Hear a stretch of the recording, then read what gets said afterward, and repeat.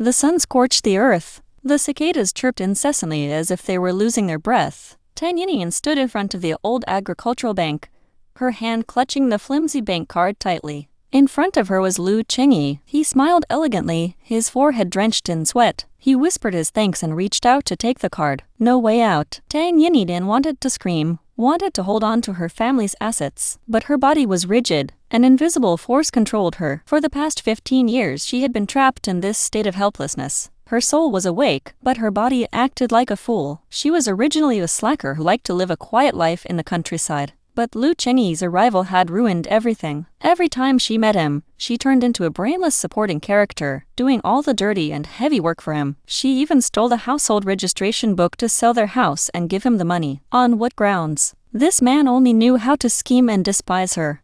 The bank card was about to be snatched away. Right at that moment, a sweet electronic voice echoed in her mind. System 021 had arrived. The rookie system offered her a chance to rewrite her fate. Yes. Tang Yinyin desperately agreed. An extremely powerful electric current struck her brain. Intense pain, her face turned pale, and sweat poured down like rain. But it was this very pain that helped her regain control of her body. Unexpectedly, Tang Yinyin used all her might to snatch the card back. She turned around and ran for her life. Coma was about to set in.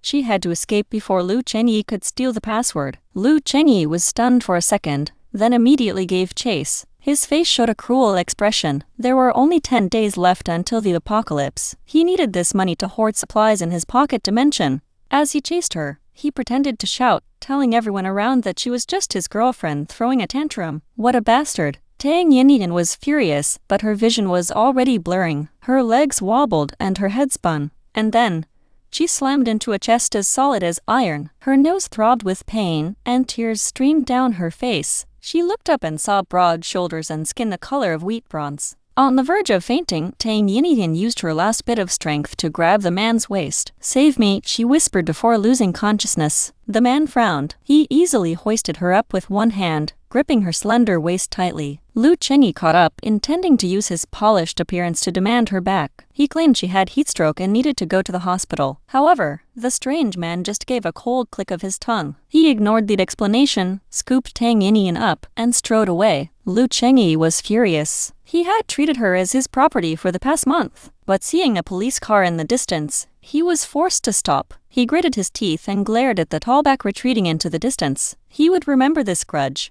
At the police station, Chen Yuan ran out to greet them, looking astonished to see Nie Gen carrying a girl. Nie Gen was famous for being a fierce grand villain who brought misfortune to those around him. "Found her. Don't know her," Nie Gen said coldly. Chen Yuan hurriedly prepared the car to take her to the hospital. This girl was trembling so violently. Who would have thought? Tang Yinyin, even in her delirium, was still clinging tightly to Nie Gen's waist. She nestled into his chest, her soft cheek rubbing against his solid pectoral muscles. Nie Gen froze, his eyebrows twitching uncontrollably. Nie Gen sat in the police station, his face twisted with embarrassment, turning red and blue. Chen Yuan looked at his expression. He made a quick decision.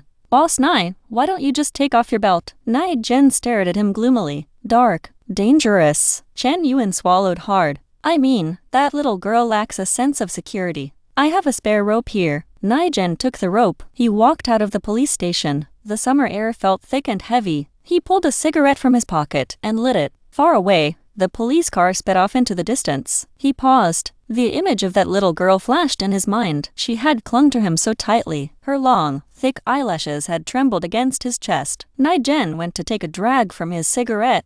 He choked hard on a mouthful of black smoke. "Damn it," he cursed under his breath. He threw the cigarette down and crushed it with his boot. His cheeks burned hot. His chest throbbed. Unbelievably, he had lit the raw end of the cigarette. It burned his mouth. Meanwhile, Tang Yinyin opened her eyes. Dusk had already fallen over the village. The air smelled of damp earth and herbal medicine. She was lying in her own familiar room. A wet towel rested on her forehead. "Look who finally decided to wake up." A sarcastic voice pierced the quiet room. Tang Yinyin blinked hard. "Second brother, you're back?" Her voice sounded rough and dry. Tang Hui stood by the bed. He was only 2 years older than her, a college student. He was supposed to stay in the city for his summer job. "If I didn't come back, you'd keep bullying Big Brother," Tang Hui snapped angrily. "You've grown some real courage, hitting your own family." Tang Yinyin remained silent. Her head throbbed painfully. She ignored his harsh words and reached into her dress pocket. Her fingers brushed against a small plastic card. The bank card. The money was safe. She breathed a sigh of relief. You ran off to town with Lu Chenyi this morning, Tang Hui continued, crossing his arms. Then you fainted on the road.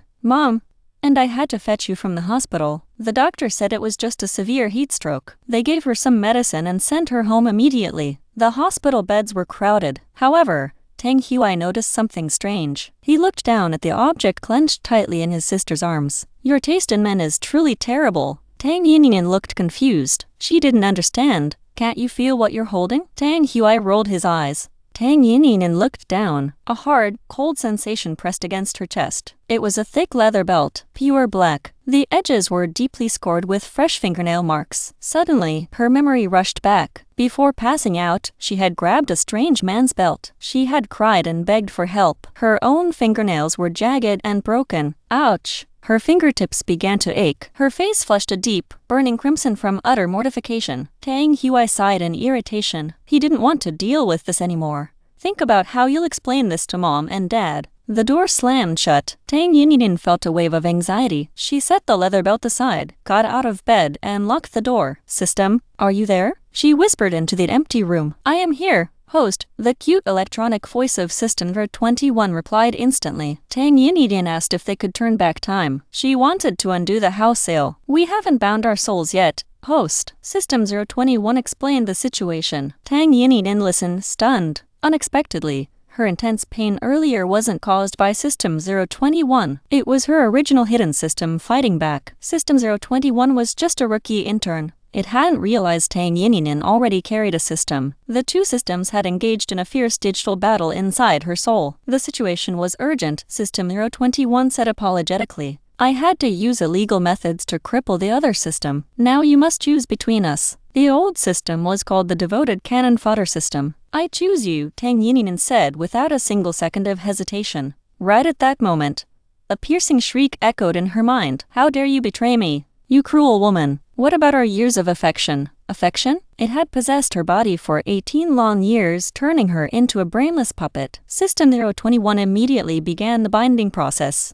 A refreshing, cool energy washed through Tang Yinyin's body. The heavy fog in her mind cleared instantly. The world became sharp and bright. And then, a cold metal sphere materialized in her palm. It was a small silver ball. She squeezed it gently. Let me out. Open the data gates. The old system screamed from inside the sphere. Trapped. Completely powerless. Tang Yinyin casually tossed the screaming silver ball into the desktop fish tank. System 021 felt a pang of guilt. Stealing a host's data was highly illegal in the system world, but survival called for desperate measures. Plus, the old devoted cannon fodder system had illegally occupied Tang Yinyin's body for 18 years. System 021 was already drafting a formal report for the system court. Tang Yinyin sighed. She asked again about turning back time to save her house. 10,000 system points. System 021 replied instantly. How many points do I have right now? 100. System 021 murmured sheepishly. But you have a starter gift package. Tang Yinyin stared at her bank card. Unbelievable. She was broke, and her family was poor. Very poor. That little townhouse represented 2 generations of hard work. Although she kept the 26,000 yuan from the forced sale, the market value was at least 30,000. Buying it back would cost even more. Lu Chengyi had intentionally coaxed her into selling it cheap. Unexpectedly, System 021 broke the silence, its electronic voice trembling with absolute panic. Yinyin, we have a massive problem. I transmigrated into the wrong book. Tang Yinyin almost laughed. What book is this? I targeted a low-difficulty romance novel. System 021 whimpered. But this is a world with S-rank difficulty. It is an apocalyptic nightmare. That's the truth. Cruel. Tang Yinyin felt her face go pale. She was immortal now, frail and weak. The scorching summer heat already exhausted her. How could her family survive? Don't worry, host. System 021 scrambled to reassure her. Your starter package might contain a pocket dimension. Tang Yinyin calmed down, changed her bank card password, and read the plot summary. The apocalypse was coming. Natural disasters would weed out the weak. Lu Chenyi was a reborn regressor who had survived 10 years of torment. He returned to the past with a legendary spiritual spring inside his space storage. Armed with future knowledge, he confidently prepared for earthquakes, droughts, plagues, and floods. He was the ultimate power fantasy novel protagonist. However, the summary explicitly noted one fact: Tang Yinyin was just a brainless substitute doomed to die, and Nie Gen, the horrifying main antagonist, was destined for a brutal end. "Yinyin, time for dinner," Tang Hui called out, knocking heavily on her door. Tang Yinyin pocketed her card. She walked into the dining room. The dinner smelled delicious, filled with braised pork and fresh bread. Yet, the atmosphere remained suffocatingly tense. Nobody brought up Lu Chenyi. Tang Yinyin chose silence. If she mentioned the impending apocalypse, her parents would think she was insane. They would waste precious time and money sending her to a mental clinic. After dinner, Lu Lingyu shoved a heavy basket of fresh eggs into her arms. "Take this to Nie Gen's house," her mother ordered, glaring fiercely at her. Tang Yinyin blinked. "Why? He saved you, didn't he?" Lu Lingyu snapped. "You embarrassed us completely today. On the way back, you held onto his leather belt and refused to let go." The village gossip was already spreading. The villagers claimed Nie Gen wore a rope instead of a belt. They whispered that he carried a deadly curse, having supposedly killed several women before moving here. "Go now," Lu Lingyu muttered. "Come back before dark." Tang Yinyin walked along the narrow ridge of the rice fields, holding the basket and the belt. Her mind was a chaotic mess. She had barely escaped the protagonist, only to face the grand villain himself. Fear gripped her, but he had saved her life, so he couldn't be entirely evil. She decided to drop off the belt, say thank you, and leave immediately. No lingering. Nie Gen lived alone at the foot of the mountain, isolated from the rest of the village. As Tang Yinyin walked, System Go21 babbled about future shopping lists. Right at that moment, a pack of barefoot village kids ran past her, laughing loudly. A small, soaking wet gray and white hound trailed behind them. Woof! The puppy suddenly stopped dead in its tracks. Its tail wagged furiously like a mini tornado. It pounced forward, playfully biting at her shoelaces.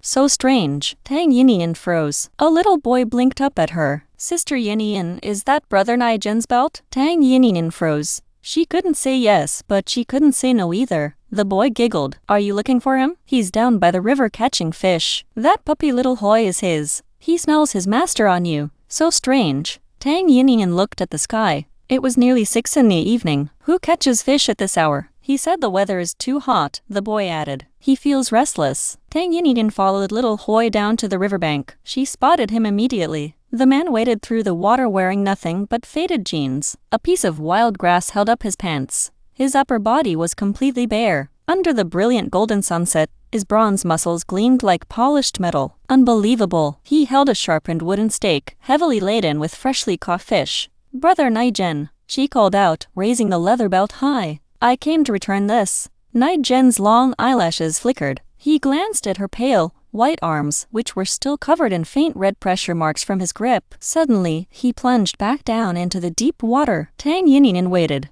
No bubbles surfaced. Panic seized her. She dropped her basket of eggs and turned to scream for help. Unexpectedly, the soaking wet man materialized right behind her. "Why are you shouting?" Nie Gen frowned, dripping water all over the mud. He had tossed on a dark jacket. His bare feet were caked in yellow clay. In his hand, he carried a heavy iron bucket full of threshing fish. He stood incredibly close. Tang Yinyin barely reached his shoulder. "Brother Nie Gen, thank you for saving me in town today," she murmured. This was her first time looking at him closely. High nose bridge, thin lips. His deep, dark eyes held a dangerous, magnetic edge. He looked intensely handsome, yet completely terrifying. Nie Gen glanced at the eggs hidden in the weeds. "Just give me the belt." He didn't want her charity. "The eggs are a thank you gift," she insisted, leaning down to grab the basket. Suddenly, a slimy, freezing sensation wrapped around her ankle. "Don't move," Nie Gen ordered sharply. "Snake." Tang Yinyin went completely rigid. Her face drained of color. A gray water snake was coiled near her bare skin, its jaw snapping open. In a flash, a sharp wooden stick pierced the snake's vital spot. It thrashed once and died. Just a water snake, not venomous. Nie Gen kicked the corpse away. "Ouch!" Tang Yinyin collapsed onto the grass, her legs shaking violently. She'd absolutely despised reptiles. The sticky, cold memory on her ankle made her eyes brim with tears. Nie Gen clicked his tongue. "Stop crying. People will think I'm bullying you." He knelt down, checking her leg. The scales had only scratched her skin. No bite marks. "Can you walk?" Tang Yinyin nodded, but her first step was completely crooked. She stumbled like a drunkard. Little Hoi barked happily, thinking it was a game. Nie Gen stared at her. "Where do you live?" "I'll call your brothers." Tang Yinyin gripped a tree trunk, terrified. What if there are more snakes? Nie Gen raised an eyebrow. Then should I carry you? No, it's fine, she stammered, hugging the puppy for comfort.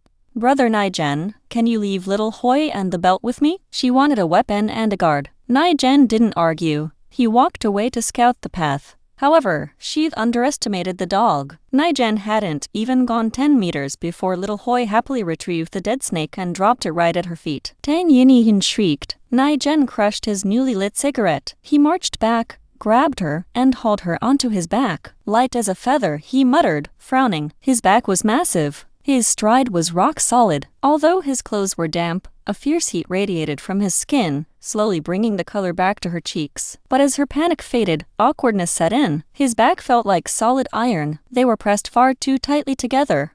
Brother Nie Gen, you can put me down now, she whispered, her face burning. My house is close. The warm breath hit the back of his neck. Instantly, Nie Gen's ears flushed dark red. The soft weight on his back became impossible to ignore. His voice grew harsh and rough. Stop moving. Tang Yinyin trembled. She secretly messaged her system. Is the grand villain trying to murder me? You can check his favorability score for 1 system point. 021 suggested. 1 point was 100 yuan. Too expensive. She chose to stay quiet. They reached her front yard. Under a large pomegranate tree, Tang Hui and Tang Nam were sitting on small stools peeling beans. Nearby, her mother, Lu Lingyu, was loudly cracking melon seeds with the neighbors. Did you really send Yinyin to Nie Gen's place? Neighbor Aunt Lai asked. He saved her, Lu Lingyu countered. The boy has provided for himself since he was 15. He is 10 times better than that Lu family brat. But rumors say he is cursed. Nie Gen stopped in the shadows, gently sliding Tang Yinyin down.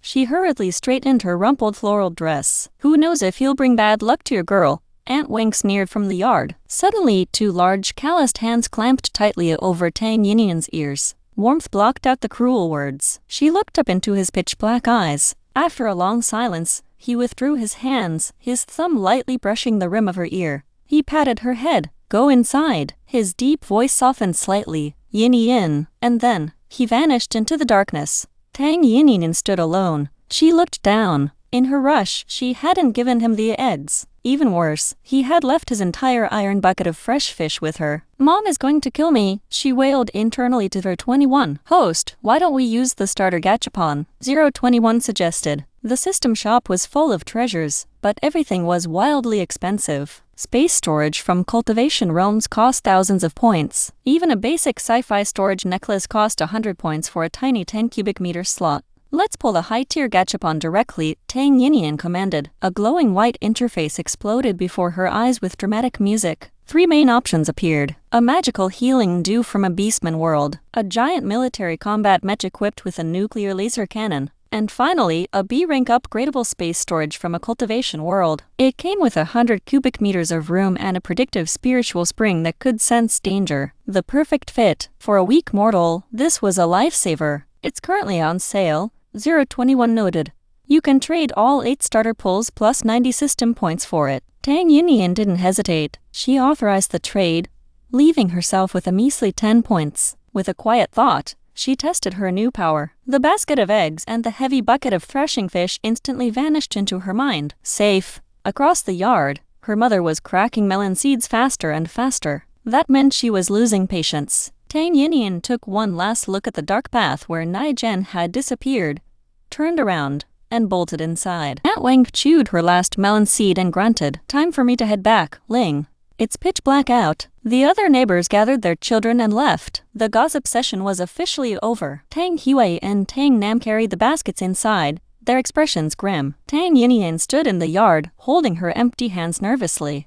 Did you thank him properly? Her mother asked, her face softening slightly. Yes, Mom, Tang Yinyin whispered. Lu Lingyu sighed. Look at you drenched in sweat. Go wash up. I already turned on the air conditioner in your room. Tang Yinyin beamed. Safe. Her mother had a fierce tongue but a very soft heart. She walked through the family's brick courtyard. Her grandfather was helping her grandmother wash up. Her father sat on the living room sofa, watching television. The property was a series of connected traditional courtyards. Her brothers lived in the large right wing. Her own private space was in the smaller left wing, shaded by a massive camphor tree. Inside her private bathroom, Tang Yinyin filled a tub with warm water. She stripped off her clothes. Suddenly she gasped. Ouch! The skin behind her knees was completely flushed. Dark red fingerprint marks stained her pale skin. She placed her own hand over the bruises. Nie Gen's fingers were massive compared to hers. After her bath, she collapsed onto her bed beneath the cool blast of the air conditioner. Bliss! Every muscle in her body ached. But she knew these peaceful days were numbered. She closed her eyes and inspected her newly bound B-rank space storage. The 200 cubic meters of space felt like a small apartment. Right in the center, a dense white fog hovered over a 10 square meter pool. A single drop of water condensed from the mist, falling with a soft splash. The spiritual spring. With a thought, she brought a glass inside and scooped up some spring water. It tasted crisp and slightly sweet. The spiritual energy was faint. To truly extend one's lifespan, a person would have to drink this stuff for years. With the pool occupying so much room, she only had about 50 square meters left for actual storage. It was smaller than her courtyard. However, she didn't have millions to spend anyway. Her 26,000 yuan would easily fit. Who would have thought? The protagonist's space was actually thousands of times larger. Lu Chenyi possessed 5,000 cubic meters of space and fertile soil for farming. To fill it, he had maxed out credit cards, taken bank loans, and gamed the stock market using his future memories. He had spent nearly 5 million yuan hoarding premium grains, diesel, and medicine. He had only returned to the village to hide from debt collectors. He had stolen Tang Yinyin's house money just to buy meat. In the apocalypse, a piece of pork was worth more than human life. Tang Yinyin couldn't afford luxury meats. She needed survival basics. She stayed up all night with System 021, meticulously budgeting her 26,000 yuan. She allocated 15,000 yuan for rice, flour, oil, and basic proteins. The remaining 11,000 went to emergency medical supplies and disinfectants. The plot summary warned that a massive plague would follow the initial earthquakes. Protective gear was non-negotiable. She also spent a whopping 3,000 yuan on industrial insect repellent. She absolutely loathed bugs. The thought of the impending insect swarm terrified her to her core. Diesel generators and solar panels were too expensive for her budget. She decided to buy raw diesel fuel first, hoping to trade food for equipment later. Cock-a-doodle-doo. The morning rooster crowed loudly. Tang Yinyin dragged herself out of bed, sporting massive dark circles under her eyes. She had to eat breakfast on time. If she slept in, her mother would show her no mercy. By mid-morning, the house was completely empty. Her family had all gone to the fields. Tang Yinyin seized the moment. She stuffed her bank card into her backpack,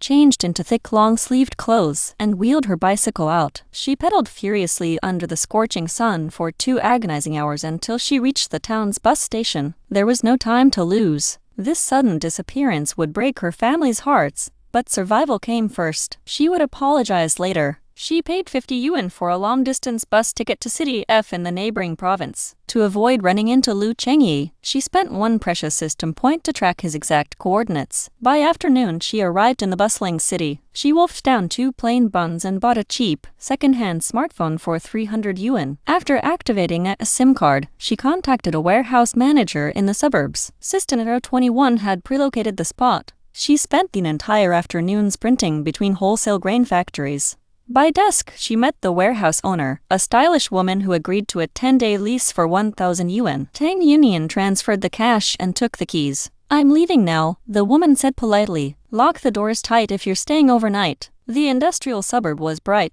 filled with massive logistics parks. The warehouse had electricity, running water, and a small cot. Tang Yinyin lit a mosquito coil and spread a clean sheet over the bed. Looking at the empty 100 square meter concrete room, she felt a profound wave of loneliness. She ate a cold pancake, drank 2 cups of Lin Tu and spring water, and began her online shopping spree. For the next several days, she lived like a ghost inside the warehouse. She received endless delivery trucks stacking bags of flour and rice. By the time the final shipment arrived, her arms were so sore she could barely lift them. She pushed the last 10-liter water jug into her pocket dimension. "System, what's the date?" "It's the 11th. System 021 replied softly. 3 days until the apocalypse. Tang Yinyin groaned. She pulled out her phone to send a text. Days ago, she had sent a message to her mother claiming she was traveling with Lu Chenyi. She had even spent a system point to forge a realistic photo of them together. It would make her family furious, but at least they knew she was alive. Lu Chenyi was a top student from their village. Her parents wouldn't think he would murder her. Besides, Liu Chengyi was currently changing phone numbers to dodge his own multi-million yuan debts. Her family wouldn't be able to reach him to verify the lie. Her phone buzzed violently with a furious text from Liu Lingyu demanding she return home immediately. Tang Yinyin took a quick shower. She waited until the dead of night. She spent 3 more system points to have 021 wipe the warehouse surveillance footage, replacing it with a fake clip of her leaving in a large truck. She walked out into the cool night air, completely exhausted. Her total net worth was now 5 system points and 100 yuan cash. She decided to spend 30 yuan on a massive breakfast at a nearby street market. Starving, she stumbled through the dark, winding alleys. Unexpectedly, a group of massive, heavily tattooed men appeared at the end of the lane. They carried long, brutal weapons. Tang Yinyin's heart leaped into her throat. She ducked beneath a tall tree, gripping her phone, praying they would just walk past. "This batch sold for a fortune," a muscular man laughed loudly. "We're eating meat and drinking wine tonight, boys. Don't get cocky," another man shouted back. "It's all thanks to the boss's sharp eyes." "Right, boss?" The gang laughed, walking directly under a flickering streetlight. 7 men total. The ones in front carried rusted iron pipes stained with dried blood. They looked like hardened killers. And the man walking right in the center was Nie Gen. He wore a tight black tank top and camouflage pants. A silver stud glinted in his ear. Under the dim light, his fierce, wild aura was completely terrifying. He casually dragged a heavy burlap sack. Crimson blood slowly dripped from the bottom of the bag. Tang Yinyin's face turned white as a sheet. She squeezed tighter against the tree bark. She blinked, and then the man disappeared from the street. "Hey!" A deep voice vibrated right behind her ear. Tang Yinyin shrieked, spinning around with tears instantly flooding her eyes. Nie Gen sighed. He dropped the heavy sack of wild snakes onto the concrete. He reached out with his massive hand and gently wiped the tears from her eye, his lips twitching into a slight smirk. "Why do you always cry the moment you see me, little girl?" His tone was pure mockery. Tang Yinyin bit her lip, trying to force the tears back. However, his thumb didn't move away. His rough, callous skin brushed against the delicate, soft flesh at the corner of her eye. The friction only made her cry harder. Nie Gen raised his eyebrows, thoroughly bewildered. "Why are you crying even more now?" He raised his other hand to help. Tang Yinyin panicked. She reached out and grabbed his thick forearm. "Brother Nie Gen, it's just the wind. Dust got in my eye. I'll be fine." During her days at the warehouse, she had chugged Lin Tu letter 1 EC1 and spring water to stay conscious. Her strength hadn't improved, but her skin had become unbelievably pale, soft, and sensitive. The slightest pressure left angry red marks. Her tear ducts were completely hyperactive now. She had accidentally turned herself into a fragile, delicate princess. Tang Yinyin hated her weak body. Any tiny bump left severe bruises that ached for hours. How could she possibly survive the looming apocalypse like this?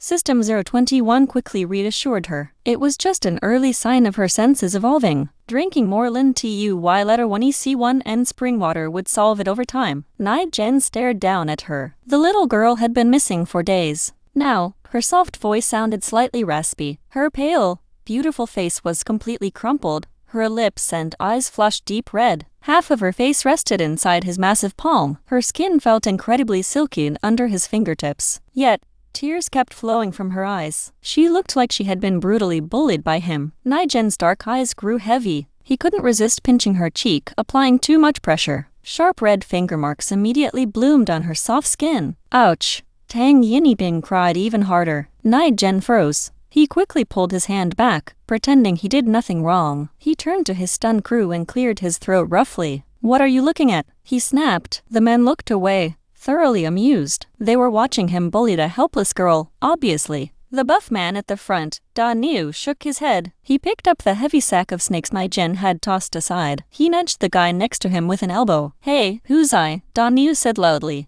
"Remember that time in the mountains? Someone punched a wild boar to death with his bare hands. Who was that again?" Who's I blinked. "Damn it, Da Niu was trying to get him killed." "Haha." Who's I laughed awkwardly. "I think that was me." Nie Gen knew exactly what they were implying. He touched his earring and stepped closer to Tang Yinyin. His hot breath brushed against her cheek. "Stop crying," he muttered softly. Big brother was wrong. The initial stinging faded, and Tang Yinyin finally stopped weeping. She cradled her swollen, red cheek and glared at him. Nie Gen's face instantly flushed hot. To him, that angry glare looked exactly like a spoiled girl throwing a tantrum. He stood rooted to the spot, feeling like a complete idiot. The sky was growing brighter. Tang Yinyin could clearly see the dark red creeping up his neck. His breathing sounded heavy and ragged. His gaze was burning hot. Does Nie Gen have some kind of weird fetish? She whispered to 021. The system remained completely silent. Can I run away and hide in my pocket dimension right now? She asked desperately. No, 021 replied instantly. Tang Yinyin sighed. She reached out and pushed the grand villain aside. Brother Nie Gen, please move out of the way. She pointed toward the breakfast street a short distance away. Are you hungry? Nie Gen asked, pausing. Wait here. Unexpectedly, he vanished like a gust of wind. The other thugs walked past her one by one. Each man flashed a terrifyingly friendly grin, showing off their white teeth. They politely raised their blood-stained iron pipes to greet her. Tang Yinyin smiled back weakly. Thanks, guys. The men quickly disappeared down the alley. Tang Yinyin considered running, but they lived in the same village. She couldn't hide forever. She stood by the tree and waited. Nie Gen returned a minute later, roaring down the alley on a heavy motorcycle. The bike was old, its black paint peeling, but the engine rumbled like thunder. The man swung his long legs off the seat, looking ruggedly handsome. He held a massive gray helmet in his calloused hand, tossing it toward her. Get on, Nie Gen ordered. I'm taking you to eat something good. Tang Yinyin looked at the helmet. There's only one. If she wore it, he wouldn't have protection. Besides, it was way too big for her. Nie Gen didn't care. He stepped closer, sliding the heavy gray helmet over her head. He tugged the strap to its tightest setting. He stood incredibly close. She could smell the faint scent of tobacco clinging to his clothes, mixed with the sharp scent of motor oil. It felt intensely aggressive, yet strangely comforting. It really is too big, Nie Gen muttered. He pulled the helmet off. Then, he reached into his pocket and pulled out a giant lollipop wrapped in rainbow paper. He stuffed it into her small hand. Eat this for now. The candy was twice the size of a normal lollipop. Brother Nie Gen, where did you buy this? She asked, bewildered. Nie Gen kicked the motorcycle into gear. Whose eye's family made it? Who is whose eye? Nie Gen let out a low, rough chuckle. The guy with the silver chain who scared you earlier. You looked hilarious hiding behind that tree. Tang Yinyin went quiet, ignoring him. The restaurant is closing soon, Nie Gen added. That did it. The apocalypse was coming. This might be her last real meal. She jumped onto the back of the bike. The midsummer morning wasn't too hot. Dark clouds rolled across the sky, scattering a few stray raindrops. The sun remained hidden, keeping the air cool. The restaurant was just a 5-minute ride away. It was a beautiful little shop run by two sisters, famous for their Yangshuan noodles. They only served breakfast. When they arrived, a massive line snaked down the street. During the ride, Tang Yinyin had only dared to grip the edge of his shirt, her body swaying in the harsh wind. Now, she stood at the back of the crowd, looking at the towering man. We have to queue up, she asked. The grand villain looked down at her. Obviously, Tang Yinyin sighed. She thought a big shot like him would have special connections or a private VIP room. What kind of villain lines up for noodles? Nie Gen smiled as if reading her mind. It's fast. He wasn't lying. The line moved incredibly quickly. By the time she smoothed down her windblown hair, it was their turn. The shop owner recognized Nie Gen instantly. Her eyes lit up. Smiling widely, she led them to a quiet booth by the window, hidden behind a soft curtain. 2 steaming bowls of Yangshuan noodles arrived. Fresh green scallions floated on top of the golden, savory broth. It smelled absolutely delicious. Brother Nie, who is this? The girl serving the noodles looked about 20. She was young and beautiful. Her eyes were fixed on Nie Gen, absolutely brimming with affection. Anyone with eyes could see she was deeply in love with him. However, Nie Gen acted completely blind. His voice was ice cold. Why do you care? Tang Yinyin felt second-hand embarrassment for the poor girl, but she had bigger problems. The noodles cost 35 yuan a bowl. If she paid, she wouldn't have enough cash left for her bus ticket home. She didn't want to waste her system points either. She kept her head down, pretending to be deaf. Why were noodles in the city so expensive? It must be an internet-famous restaurant. Liu Qian's beautiful smile stiffened. I was just asking. Tang Yinyin took a bite of her noodles. She discovered a few unusually thick strands. Chewing down, she realized they were stuffed with crunchy bean sprouts and fresh meat. Delicious. Combined with a light, savory broth and chopped scallions, her appetite instantly surged. They were the very last customers. Having hit a literal brick wall with Nie Gen, Liu Qian finally walked to the front door and hung up a sign reading, "Sold out for today." The people still waiting in line immediately groaned with disappointment. Sold out already? What a joke. We've been queuing for over half an hour. It's only 6:40. So unlucky. Whatever, let's just come back tomorrow. Liu Qian soothed the crowd with a sweet, practiced tone. After everyone dispersed, she lingered in the shop before drifting right back to their table. Brother Nai, what brings you to my shop today? Liu Qian asked with a giggle, immediately answering her own question. Did you miss the taste of my noodles? If you ever crave them, just call me. I can deliver them right to you. Nie Gen merely frowned, remaining completely silent. Liu Qian seemed entirely used to his cold shoulder. She kept chattering away. Eventually, her gaze landed on Tang Yinyin, who was quietly eating her food. The girl was beautiful, sure, but she wore such plain, rustic clothes. No feminine charm whatsoever. Plus, she had prominent red marks on her face. Did she get those from sleeping on a cheap bamboo mat? Liu Qian instantly felt relieved. Her internal alarms quieted down. She assumed the girl was just a younger sister of one of Nie Gen's thugs. Seeing Tang Yinyin finish her bowl,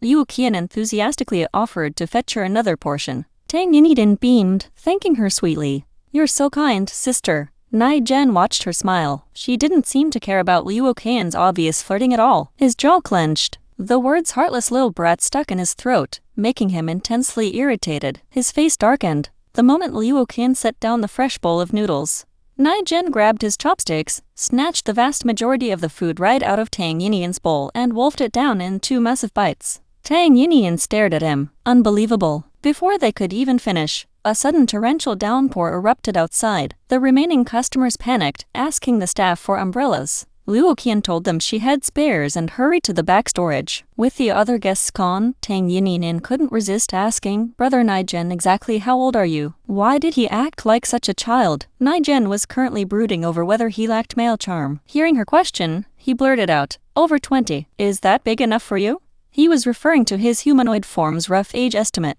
In reality, as a non-human entity, he had never measured his exact lifespan. That's decent, she murmured. Nie Gen's eyes narrowed. You think I'm small? Tang Yinyin shrugged. You're just not that much older than me. Nie Gen suddenly realized she was strictly talking about age, not his physical size. His ears flushed hot. He hurriedly lit a cigarette to hide his embarrassment. The tiny flame flickered in the damp air, and a thick cloud of smoke quickly obscured his face. Tang Yinyin pulled out her old Nokia phone, intending to book a bus ticket home. Right at that moment, a violent gust of wind rattled the shop's glass windows. She scrolled through the screen. Every single ticket status read, suspended due to severe weather. They waited for another 10 minutes. The heavy downpour showed no signs of stopping. It was only getting worse. System, how long will this storm last? She asked internally. Host, this information exceeds your current authority level, 021 replied. Tang Yinyin clenched her small fists. She peered into her space storage,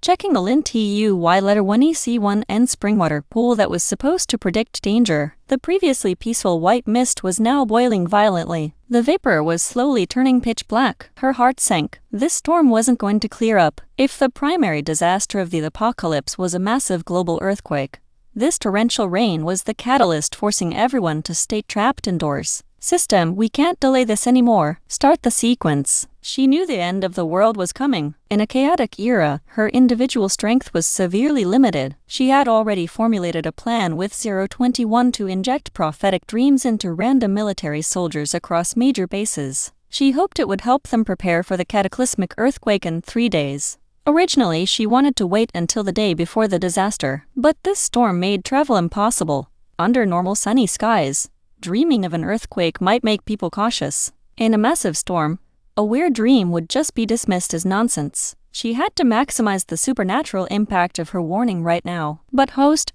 021 warned, you don't have enough system points. Your soul won't be able to handle the strain. Sending a targeted prophetic dream to a specific area required at least 100 system points. If she used her raw soul power instead, it would only cost 1 point. Tang Yinyin's soul was slightly stronger than an average human's. If a regular person's soul capacity was 100, hers was 120. It's fine, Tang Yinyin insisted. It was only for 3 days. She could bite her tongue and endure the pain. It wouldn't kill her. Besides, the grand villain was right here. He wouldn't just leave her to die, right? Thinking about his status as the future main antagonist, she suddenly felt unsure. System, can I spend 1 point to check Nie Gen's favorability score? Host, the price has inflated. It now costs 10 system points. Tang Yinyin's jaw dropped. What? It was literally 1 point earlier. With no way to check his affection, she didn't dare test the big shot's patience directly. She sat quietly in her seat, letting the 21 initiate the soul transfer. The noodle shop provided a safe shelter from the rain, and Liu Qin wouldn't kick her out. Tang Yinyin braced herself, gripping the edge of the wooden table with both hands. She'd expected an agonizing,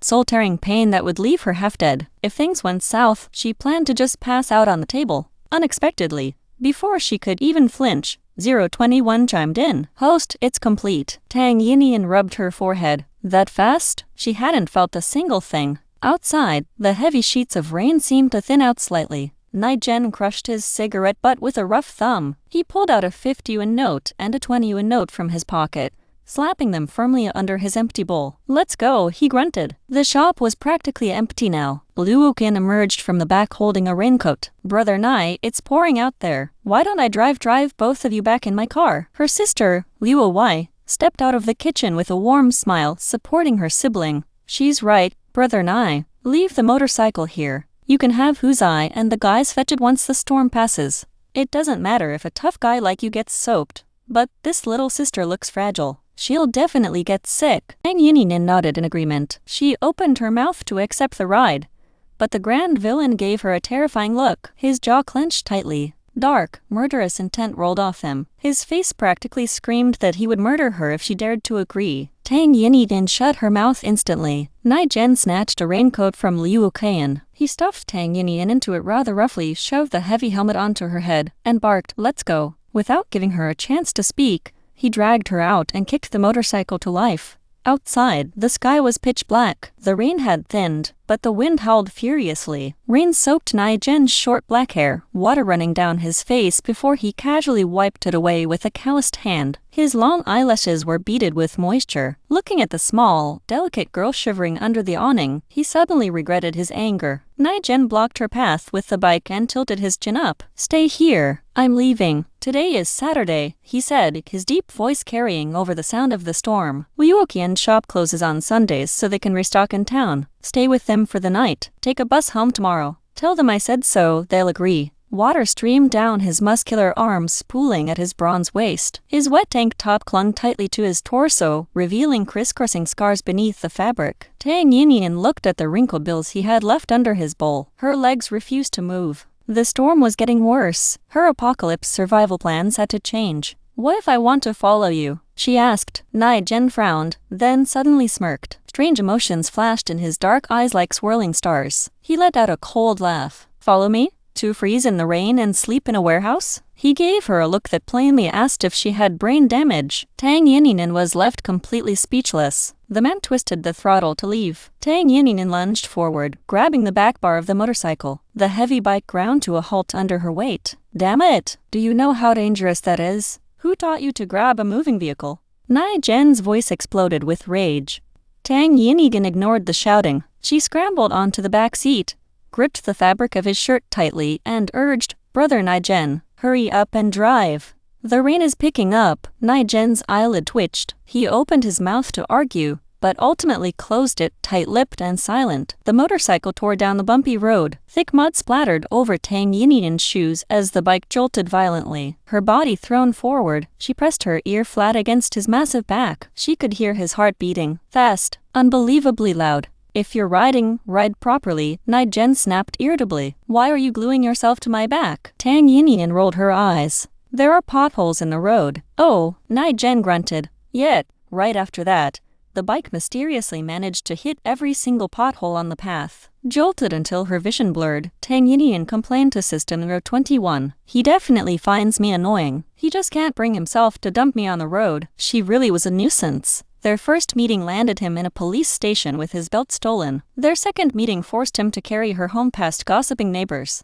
Now, he was soaked to the bone because of her. Bad luck followed her everywhere. Unexpectedly, her vision went black. A wave of excruciating pain ripped through her body. It felt like a massive hammer was shattering her bones one by one, brutally tearing her soul from her flesh. The agony was worse than any previous system backlash. Sweat instantly drenched her skin under the heavy raincoat. She let out a sharp gasp of pain, but forced herself to swallow it down. As her consciousness began to fade, she didn't care about boundaries anymore. She wrapped both arms tightly around Nie Gen's rigid waist. "Brother Nie Gen, do you have any cash left?" His stiffened body relaxed slightly at her touch. "Why?" "Trust me," she wheezed, her voice growing fainter by the second. "Take all your money. Buy rice, flour, medicine." She gathered her remaining strength, shouting slightly, "Those men earlier your brothers. If they have money, tell them to buy food. Dangerous things are coming in 3 days. Don't stay inside." Nie Gen frowned deeply. Reaching the warehouse, he endured the soft weight pressing against his back. His voice softened significantly. "Stop playing around. We're here." No response. The girl behind him was completely silent. Rain dripped from his hair as panic seized him. Something was wrong. "Boss, what did you do to her?" Huzai yelled, running out of the warehouse with an umbrella. He peered closer and his face paled. "She's passed out." Nie Gen's face turned incredibly dark. He tried to unwrap her arms from his waist, only to find her completely limp. Her pale fingertips were ice cold. He swung off the bike, scooped Tang Yinyin into his arms, and carried her into the dry warehouse. Her helmet had fallen off somewhere along the road. Her beautiful face was stark white, her pale lips trembling violently. Inside, the sound of the rain faded. Tang Yinyin felt a rough, warm hand brushing her cheek as a fraction of her consciousness returned. She mumbled Nie Gen's name, begging him not to take her to a hospital. She told him to buy food and head back to Lugia village. She gripped his arm tightly, tears streaming down her face from the agonizing pain. "Please listen to me." Nie Gen's expression turned terrifyingly grim. A sharp, invisible knife seemed to be hacking at his heart, lighting a fierce fire in his chest that burned with an agonizing itch. He pinched her chin, his dark eyes pitch black. "Fine," he growled roughly. "I'll listen to you." TRI letter 1 EC7 UH letter 1 ED5 stood to the side, his heart hammering against his ribs. He barely dared to breathe. Nie Gen's eyes were shot through with a dangerous crimson tint. Having served in the Special Forces frontline for years, TRI letter 1 EC7 UH letter 1 ED5 had never seen the boss look this volatile. He watched in a daze as the boss gently peeled off the girl's wet raincoat. Nie Gen took a towel and wiped the moisture from her skin, his breathing growing heavier with every stroke. Looking like a beast ready to devour her, he tucked her into his own bed, fed her warm water, and pulled the privacy curtains shut. Half an hour later, color finally returned to Tang Yinyin's cheeks. Nie Gen's expression softened slightly. Only then did TRI letter 1 EC7 UH letter 1 ED5 dare to speak. "Boss, what's wrong with her? Do we really not need a hospital?" The veins on Nie Gen's forehead throbbed. "Go fetch Saishi," he spat through his teeth. Meanwhile, inside the military dorms of the City F base, a young squad leader thrashed in his sleep. Sweat poured down his stern face, his brow furrowed in a terrifying nightmare. The door rattled. A few young soldiers entered the dorm, drenched in rain and smelling of sweat. "This rain is insane. It's ruining our training schedule." "Dry off, Lai Bing. Your hair is a matted mess. Did you skip the shampoo last night? Haha. SHH, keep it down. The captain is still sleeping." The voices faded. Suddenly, a deafening crack of thunder shook the entire building. Xiao Feiyu bolted upright, staring at the fluorescent lights on the ceiling. In his mind, he could still see those lights shattering as the building collapsed. "Captain, you're awake. Are you feeling better?" Lai Bing grinned, his dark eyes full of trust. But Xiao Feiyu's mind was flooded with a different image. In his dream, this exact kid lay crushed beneath heavy concrete debris, his eyes lifeless, his face covered in blood. The nightmare felt entirely real. He had lived through an entire timeline in his sleep. The dream warned that a torrential rain would fall continuously for 3 days. The moment it cleared, a purple light would flash across the sky. Alarms would wail. The earth would split open, burying millions beneath iron and stone before they could even scream for help. Rivers of blood. Xiao Feiyu's heart raced frantically. "Captain, what's wrong?" Lai Bing asked, noticing his pale face. "Are you missing your wife?" "Get out," Xiao Feiyu barked irritably. "You're giving me a headache." He rubbed his temples, staring at the downpour outside. It was just a bad dream. He was going crazy. He wasn't the only one. Most people ignored the sudden summer storm. Heavy rain in July was normal. It didn't mean the world was ending. Sure, flights were grounded and buses were delayed, causing some minor complaints, but the trains and subways ran perfectly fine. Anyone claiming a summer rain predicted an apocalypse would be called insane. That was why Liu Chengyi had no intention of warning the public. At most, he would post a vague message online 24 hours before the disaster. Saving people was a matter of fate. He spent his last yuan hiring several massive transport trucks to move a load of supplies to his hideout. Looking at the meager crates of food and meat, Lu Chenyi thought of Tang Yinyin. She looked 30% like the girl he truly loved. He spat on the ground, anger flaring in his eyes. The idiot girl had vanished. She had told her parents she was with him, ruining his schedule. He had to placate her furious family while dealing with black market thugs, acting like a peasant just to secure supplies. He wondered if her family would even survive the initial earthquake. In his past life, Lu Chenyi had stayed in City S, only returning to Lujia village 3 years after the apocalypse. He had never heard anything about the Tang family.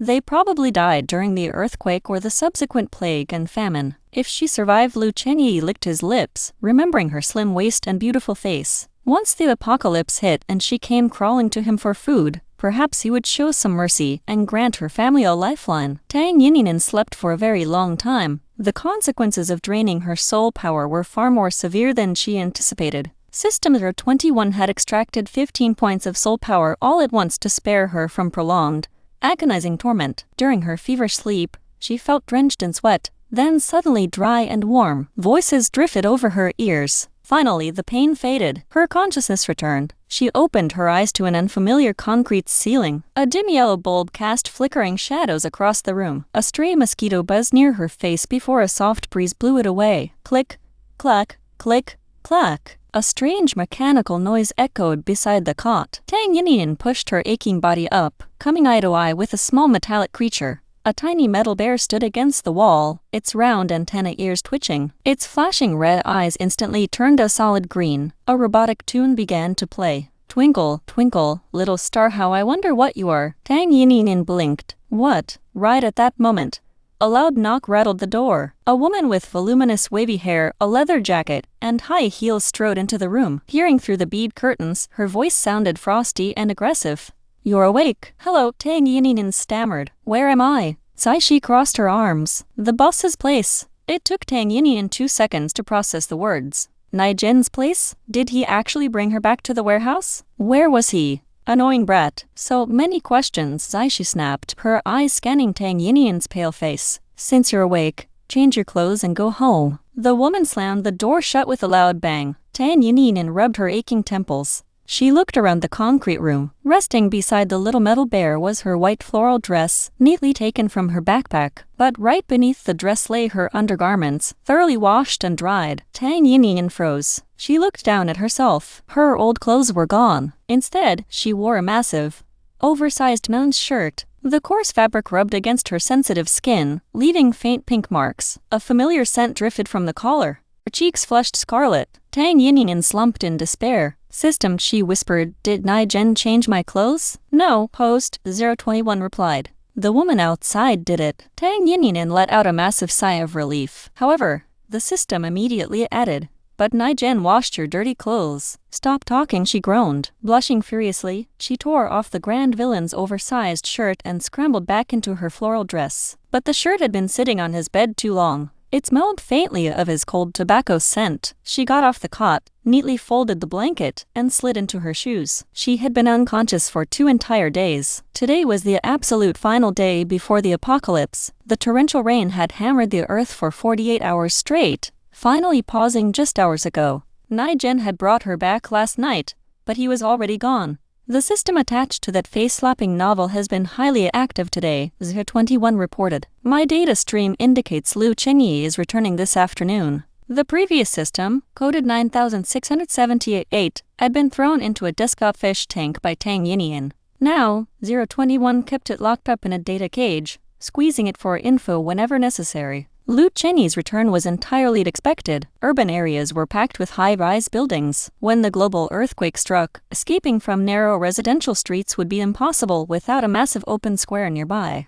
Roads would be instantly blocked by collapsing concrete and smashed vehicles. Driving would be out of the question. People could only flee on foot. Worse, intense drought would follow the storm. If rescue operations delayed, rotting corpses would turn the city into a literal hell on earth. Lu Chenyi had to retreat to the countryside to survive. His return meant Tang Yinyin had to go home immediately, or her lies to her parents would fall apart. She used a bit of Lin TUY letter 1EC1 and spring water for a quick wash. Packing her backpack, she hesitated before stuffing Nie Gen's shirt inside. She would wash it at home before returning it. Nie Gen's room was massive, but the furniture was painfully sparse. Just a bed, An air conditioner, a fan, a wardrobe, and a bamboo mat. Not even a single chair. Even the bead curtain at the door looked brand new. It was likely installed during the last 48 hours. The living room outside was just as barren, attached to a private bathroom and kitchen. Stepping further out, she found a massive courtyard. A dozen people stood around in small clusters. Aside from the thugs she met near the city warehouse, there were several intimidating new faces. Most wore leather jackets and flaunted massive tattoos. Rough. Dangerous. The moment Tang Yinyin walked out, every single eye locked onto her. "Hello, everyone," she stammered, feeling the immense pressure.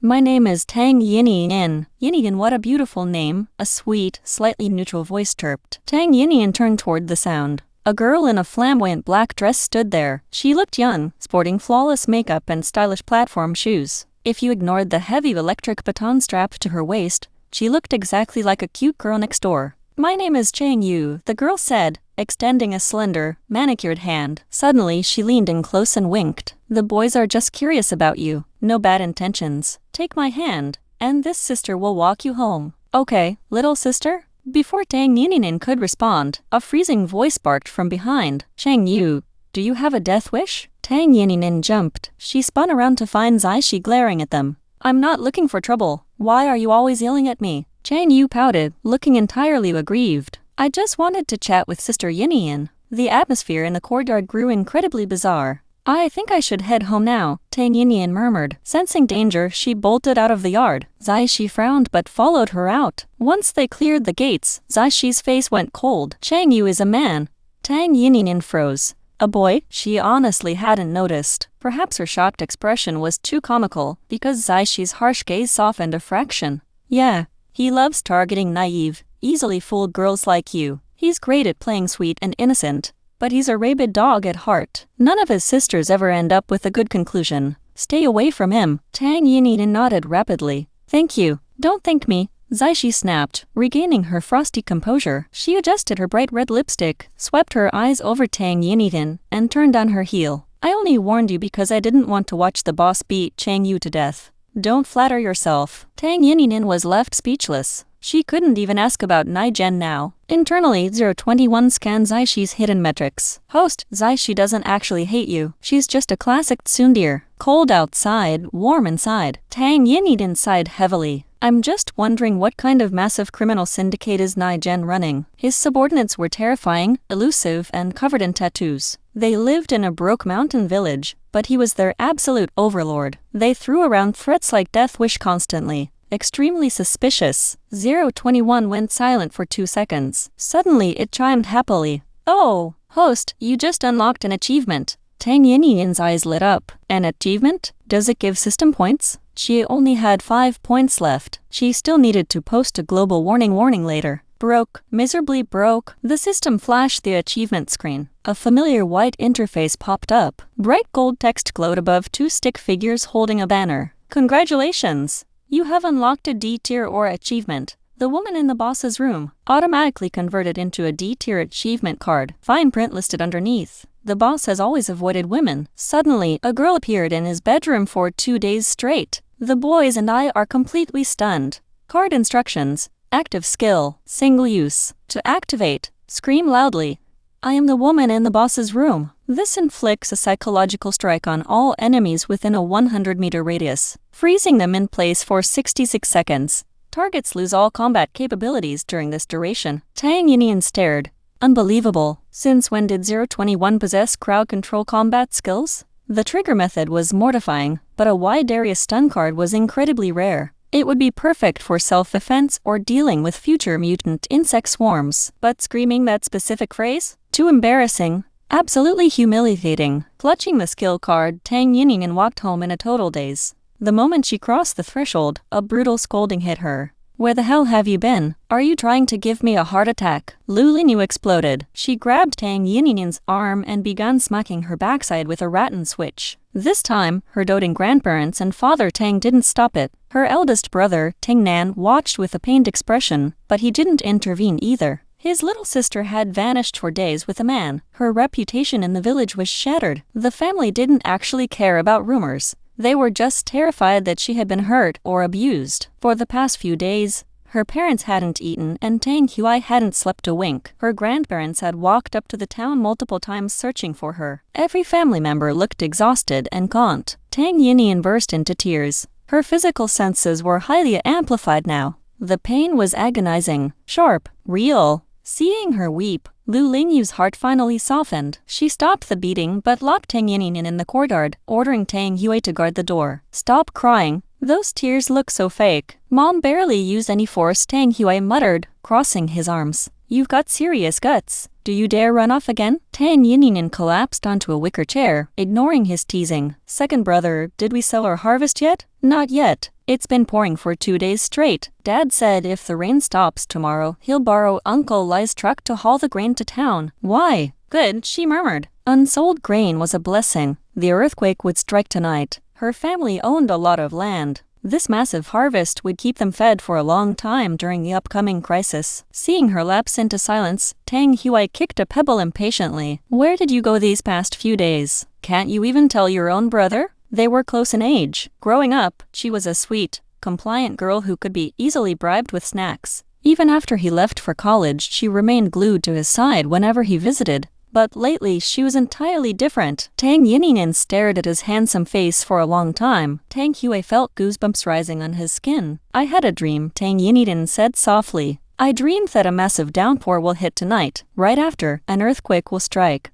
Tang Hui blinked. "What?" "It's true. I dreamed it's a global earthquake. Millions will die. Second brother." All right, stop." Tang Hui cut her off, rolling his eyes. "You better not spout this nonsense in front of Mom. I don't want to lose my sister to another beating." Tang Yinyin glared at him. "You don't believe me? Let's bet. Just wait until evening. Today is Saturday. The village is scheduled to screen a movie tonight. The film is called Love in the Cornfield. Halfway through the screening, a massive storm will hit. If I'm wrong, I'll give you my entire secret savings stash." Tang Hui grinned. "How much is in this legendary stash?" Tang Yinyin lied without blinking. 100 yuan. "Deal," Tang Hui laughed. "Don't cry when you lose." The village movie schedule was fixed for 7 o'clock every Saturday night, but the title was always kept a strict secret until the reel started spinning. It was currently only 11 o'clock in the morning. There was no realistic way for her to know the title beforehand. To lighten the heavy mood in the house, Tang Hui immediately sprinted off to share the bet with Tang Nan. Tang Yinyin ignored them. Once her bruises stopped stinging, she headed to the bathroom to wash up. She carefully scrubbed Nie Gen's core shirt, since she couldn't hang a man's shirt on the family clothesline without triggering a fresh interrogation.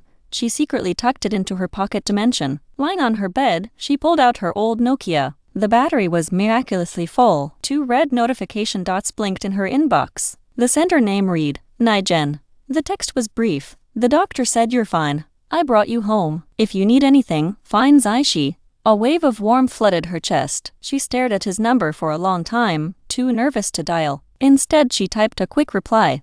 "The village is showing a movie tonight. Are you coming to watch?" She hit send. The text icon transformed into a little paper airplane and flew off. Her heart fluttered with intense, unspoken anxiety. Minutes ticked by. Finally, a response vibrated in her hand. Just 2 words. "Wait there." She could almost hear his deep, rumbling chuckle echoing in her ear. Her face burned hot. She quickly minimized the text and opened the social media news app to check current events. Top trends flashed across her screen. #flooding in Province H, #Saju airport submerged, #experts claim no heavy rain for next 3 days. The storm from the past 2 days had clearly wreaked havoc. Province H, located in the transition zone between north and south, was economically underdeveloped. It was usually ignored by the media except during summer, when it routinely functioned as a flood diversion zone for surrounding wealthy provinces. This time, the flooding had submerged half the province, causing catastrophic losses. Yet, clicking into the comments, keyboard warriors were spewing vile remarks, claiming Province H was meant to take the hit since its economy was trash anyway. Tang Yinyin frowned, exiting the toxic thread. Spending the last few days online had taught her that social media was a cesspool. Since anonymity hid everyone's identity, internet trends were easily manipulated by bots and trolls. She was just a jobless, uneducated country girl from a nameless northern village. She sat at the absolute bottom of the internet's social hierarchy. No point wasting energy on anonymous hate. She tapped a new headline, #shop penalized for marking up life jackets 100-fold. In the comment section, Genuine panic was beginning to brew. Thousands of citizens were starting to worry if this bizarre weather pattern was a precursor to an even greater environmental disaster. Online, the comment sections were a total mess. Many cautious folks started hoarding rice and flour. Others whined, regretting they had never learned to swim. Of course, a bunch of internet trolls claimed everyone was just making a mountain out of a molehill. It's just a few days of rain. One comment read, "The sea is always rough in the summer. Plus, the rain stopped. Look at that beautiful weather. Why is everyone so scared of dying? If a global flood actually happens, your tiny inflatable boats won't save you anyway." Another troll chimed in, "How ignorant. I've heard about the apocalypse 1,000 times. When the nuclear plant leaked in country R, you cried apocalypse. When the glaciers melted, you cried apocalypse. Now a bit of rain falls, and it's the apocalypse again. Giving you guys a double 666. Can't blame people for panicking," a more reasonable user replied. "Summer is peak flood season.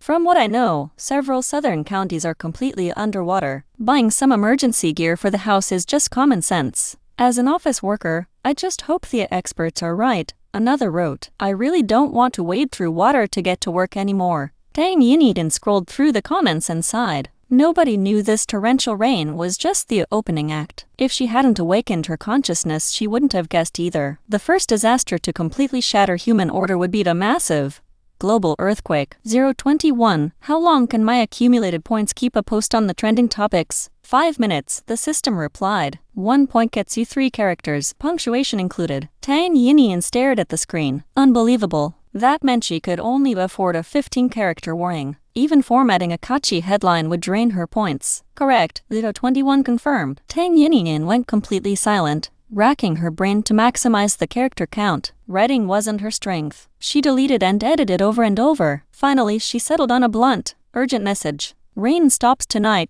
then earthquake, plagues, droughts, famine, floods, insects follow.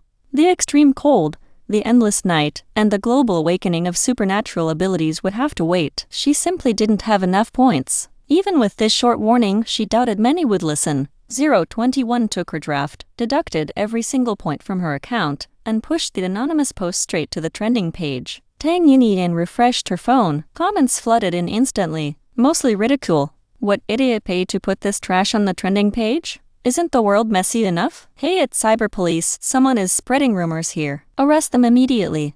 Wait, how does the original poster know the exact order of the disasters? Let me say thank you. So I'm supposed to stand outside in the freezing rain tonight to avoid an earthquake? You're a total troll." Tang Yinyin quickly ordered her 21 to create several dummy accounts. They tried to guide the public opinion, posting things like, "It doesn't hurt to be prepared. What if it's true?" However, her efforts were instantly drowned in the chaotic comment section. Exactly 5 minutes later, the trending post vanished. 021's dummy accounts were completely banned. To prevent public panic, the platform blocked every single keyword related to the apocalypse. By 6 in the evening, the internet was completely wiped clean of her prophecy.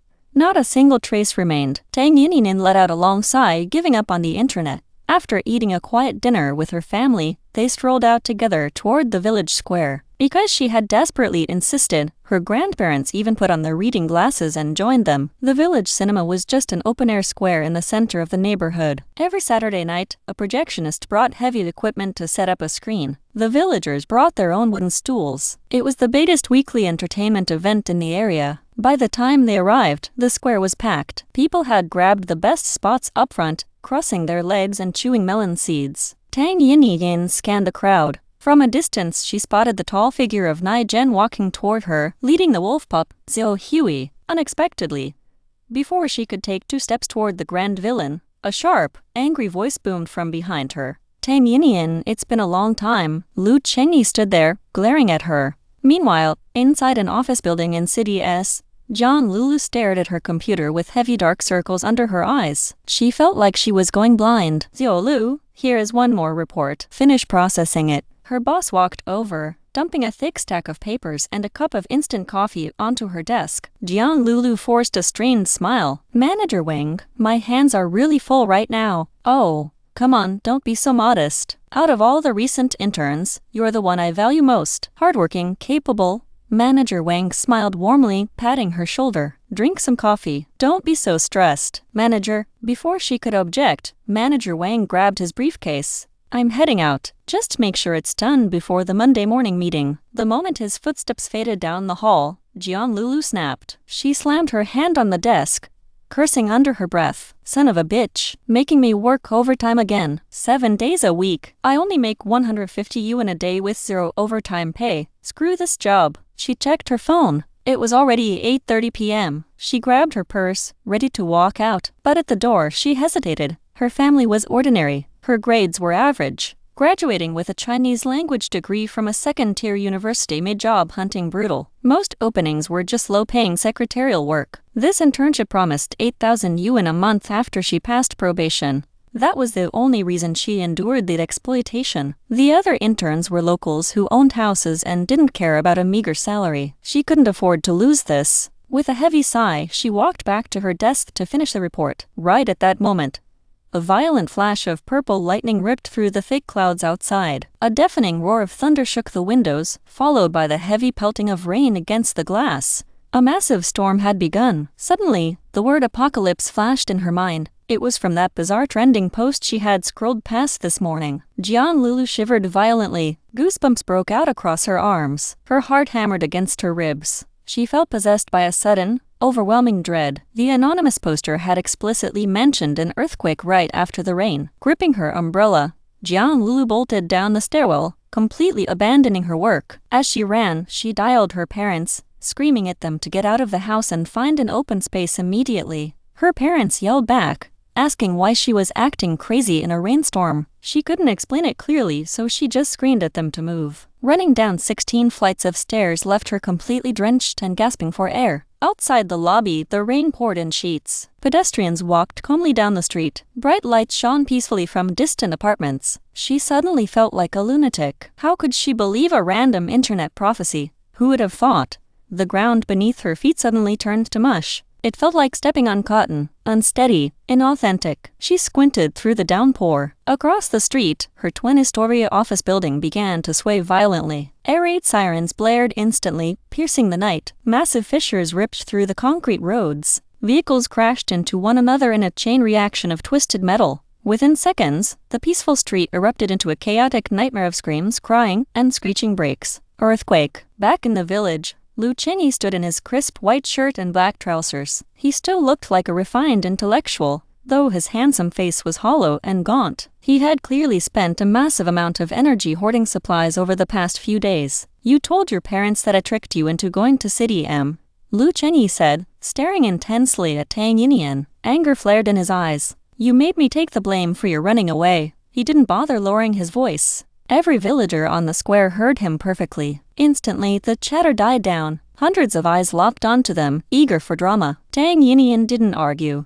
Instead, she dropped her head. When she looked up again, her eyes were red, brimming with unshed tears. She looked utterly devastated by his accusations. Brother Chenyi, do you really hate me that much? Her fragile tone made the crowd slow down their melon seed chewing. Fascinating drama. Everyone knew how Tang Yinyin used to obsessively tail Lu Chenyi. A few days ago, the Tang family had even stormed the Lu household, demanding their daughter back. The entire village knew she had supposedly run off with him. Now, one claimed innocence while the other looked heartbroken. There was definitely a juicy secret here. Seeing her tearful eyes, Lu Chenyi's anger simmered down. He realized too many people were watching. Throwing a tantrum would ruin his carefully maintained reputation. He was a man who cared deeply about face. He hadn't intended to make a scene tonight, but seeing her had triggered his temper. Before he could smooth things over, Tang Yinyin spoke up, her voice trembling.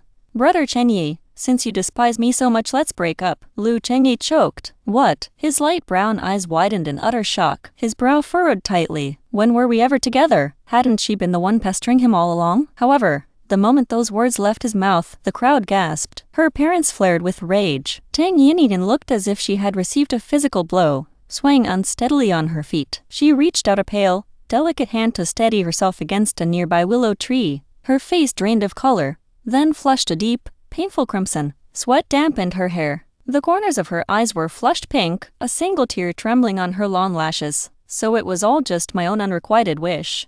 Her pale lips trembled. She stared at Lu Chenyi with a perfect mix of heartbreak, disappointment, and finality. For the first time, she used his full name without any affectionate honorifics. Lu Chenyi, From now on, let's act as if Tang Yinyin never knew you. The twilight was fading fast over the village. A stray beam of setting sun pierced through the heavy storm clouds, falling precisely between them like a sharp, dividing boundary line. With the evening wind rustling her hair, the scene looked exactly like a dramatic, high-budget television melodrama. The younger villagers watched, completely spellbound. Not far away, Nie Gen stood silently. His dark, abyssal eyes tracked everything. His gaze slid from her flushed cheeks down to her slender ankles, finally resting on her tear-stained eyes. A dark, dangerous gloom settled over his features. Nie Gen nudged his sharp canine tooth with his tongue. He loosened his grip on the wolf pup's leash, tapping its head. "Go," he muttered, his voice dropping like a spark on sulfur. Zhao Hui barked loudly, sprinting forward to position himself right in front of Tang Yinyin. The pup barked fiercely at Lu Qingyi, baring its small teeth. Tang Yinyin, who had been wondering how to gracefully end her performance, immediately seized the opportunity. She bent down, grabbed Zhao Hui's leash, and walked away without looking back, leaving Lu Qingyi with nothing but a cold,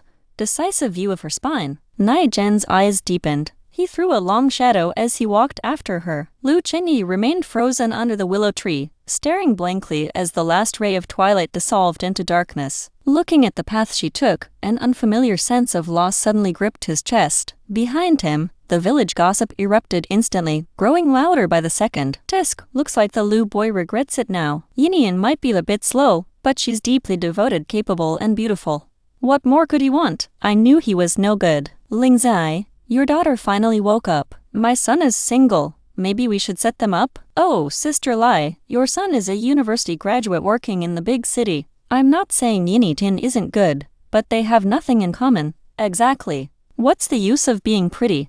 Didn't you still elope with someone?" A middle-aged man sneered. "It's the 21st century. Who hasn't liked a few trash guys? He happily enjoyed her kindness for years, then acts like this." "I think Lu Qingyi is the real jerk here," a young girl argued back. Hearing the insults, Lu Qingyi's expression turned utterly hideous. He had wanted to pursue Tang Yinyin to demand answers, but his immense pride flared up. He shot a freezing glare at the crowd, laughing coldly in his mind. "Just wait. Everyone, just wait." Tang Yinyin called him a jerk? She dared to humiliate him in public? Let's see who begs whom when the apocalypse hits tonight. Don't come crawling back to him on your knees. After the spectacular scene, Lu Linyi wanted to drag Tang Yinyin straight home to avoid more gossip. However, right at that exact moment, the movie screen flickered to life. Tang Hui looked up and caught the title of tonight's film, Love in the Cornfield. Holy shit, Tang Hui swore out loud. Meeting his mother's razor-sharp glare, he braced himself, stubbornly planting his feet. He absolutely insisted they stay to watch the movie. Tang Nam usually kept to himself. However, remembering Tang Yinyin's sudden dream from earlier, he finally spoke up. "Mom, let's just finish the movie. If we leave now while Lu Qingyi is still here, people will start whispering." The eldest brother had a point. Lu Linyu changed her mind instantly. If they left now, the village gossips would definitely weave nasty rumors about her daughter. Better to stay and watch. "Go find your sister," Lu Linyu told her second son. "Don't let her cry behind some tree." "Understood," Tang Hui said, heading toward a massive camphor tree at the corner of the square. He had seen Tang Yinyin run that way with the dog, but when he arrived, the spot was completely empty. Tang Hui panicked, ready to shout her name, when his phone vibrated in his pocket. He picked up immediately. Tang Yinyin's slightly hoarse voice came through the line. "Second brother, give me 10 minutes. Just wait right there for me." Tang Hui frowned, catching the distant sound of a dog barking. He didn't think much of it. He assumed his sister was simply too heartbroken to face the crowd. Who would have thought? While the big screen flickered with scenes of love in the cornfield, the actual drama was unfolding inside a golden cornfield nearby. Tang Yinyin was sitting flat on the dirt. The grand villain knelt right in front of her, holding her slender ankle in his hands. His pitch-black eyes burned with an unreadable intensity. Nie Gen smirked, a lit cigarette dangling from his fingers. His voice carried a tight, raspy edge. "You already have a guy you like, yet you still dared to pet my dog. Got your retribution, didn't you?" Tang Yinyin remained speechless. Her eyes were red from intense pain. She deeply regretted her life choices. After escaping Lu Qingyi, she had minded her own business petting the pup, only to follow Zhao Hui straight into this field. The young pup had bolted too fast, catching her off guard. She had taken a nasty tumble, scraping both arms and scratching her cheek. The worst part was her right foot. It had caught a heavy stone. No blood, but it swelled instantly. A terrible sprain. Does it hurt that bad? Nie Gen asked, seeing her bite her lip to hold back tears. The irritation burning in his chest suddenly morphed into something entirely different. His rough fingertips lightly brushed her smooth ankle. He moved upward, touching the swollen, red skin as gently as a dragonfly skimming water. The touch made Tang Yinyin flinch, kicking off half her sandal. Tears pooled in her lashes. Nie Gen's mind suddenly went completely blank. His breathing turned incredibly hot. The skin beneath his fingers felt impossibly soft and smooth, sending a jolt of pure electricity straight through his veins.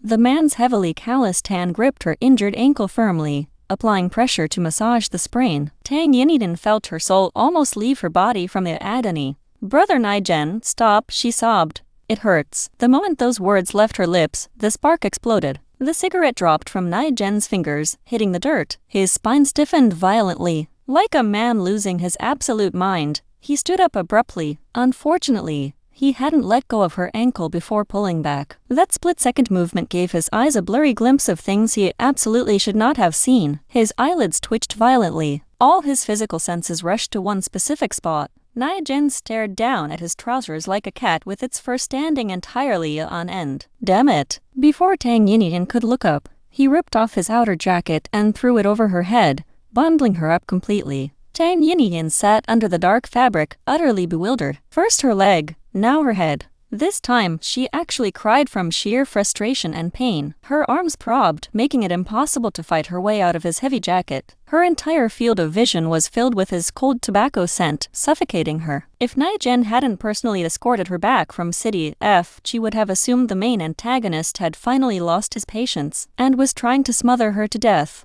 "Brother Nie Gen, do you find me annoying?" Once the sharp pain subsided, Tang Yinyin pulled the jacket off her head. She looked up, but the non-human entity was already completely gone. "Woof Tilda." Zhao Hui trotted over, licking her fingers to comfort her. Tang Yinyin stared at her ankle, which now bore a few dark finger marks. A strange, hollow feeling settled in her chest. She waited for a few minutes, but Nie Gen never showed his face again. She ordered 021 to scan the perimeter, then used a dash of Lin TUY letter 1 EC1 and spring water to cleanse the scrapes. Pulling some medicine powder and bandages from her backpack, she quickly patched herself up. She had packed these emergency supplies just in case. They certainly came in handy. Once finished, she called Tang Hui. Her brother teased her relentlessly before carefully helping her limp back to the crowded square. The villagers had already gossiped through several rounds of her drama with Lu Chenyi. Seeing her return, nobody explicitly mentioned it. Aunt Wang even kindly saved her a prime seat to watch the rest of the movie. "What happened to you?"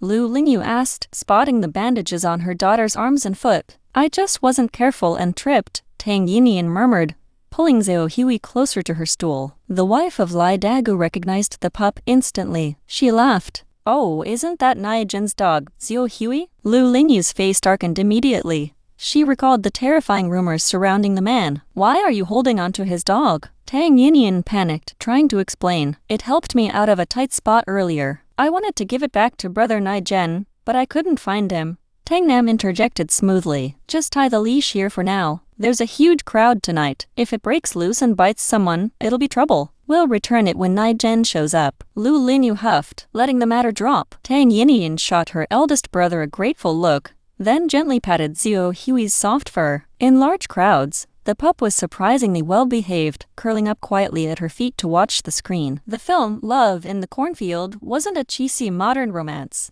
It was set during the chaotic transition between the late Qing dynasty and the early Republic era, a time of brutal war. An innocent, sheltered daughter of a wealthy prefect used a fake name to join a traveling theater troupe. In a remote village, she crossed paths with a dirt-poor, cynical young man. She was arrogant and spoiled. He was rugged and reckless. Yet, both shared an absolute passion for opera. After a few explosive encounters, they became a bickering, joyful couple, eventually sealing their vows inside a golden cornfield. The romance was sweet, but good times never lasted. Their secret affair was exposed. The prefect insisted on marrying his daughter off to an old prince. The young lady preferred death over submission, begging the poor youth to run away with her. Unexpectedly, the following night, the young man broke his promise and never showed up. Years later, they met again. The golden cornfield had been replaced by massive, towering fortress walls. The corrupt father and the old prince were long dead. The chaotic war had escalated. The young lady had put on her stage makeup,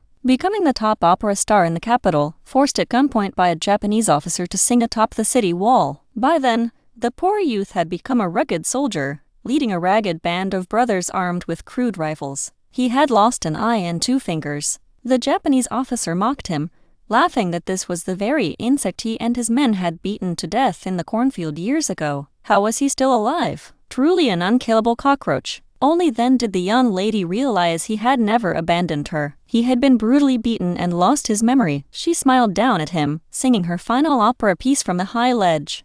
It wasn't a tragic romance, but a hauntingly beautiful melody. As the song ended, the lady, dressed in a brilliant red wedding gown, leapt from the fortress wall. Her jade phoenix crown shattered into 1,000 pieces on the stones below.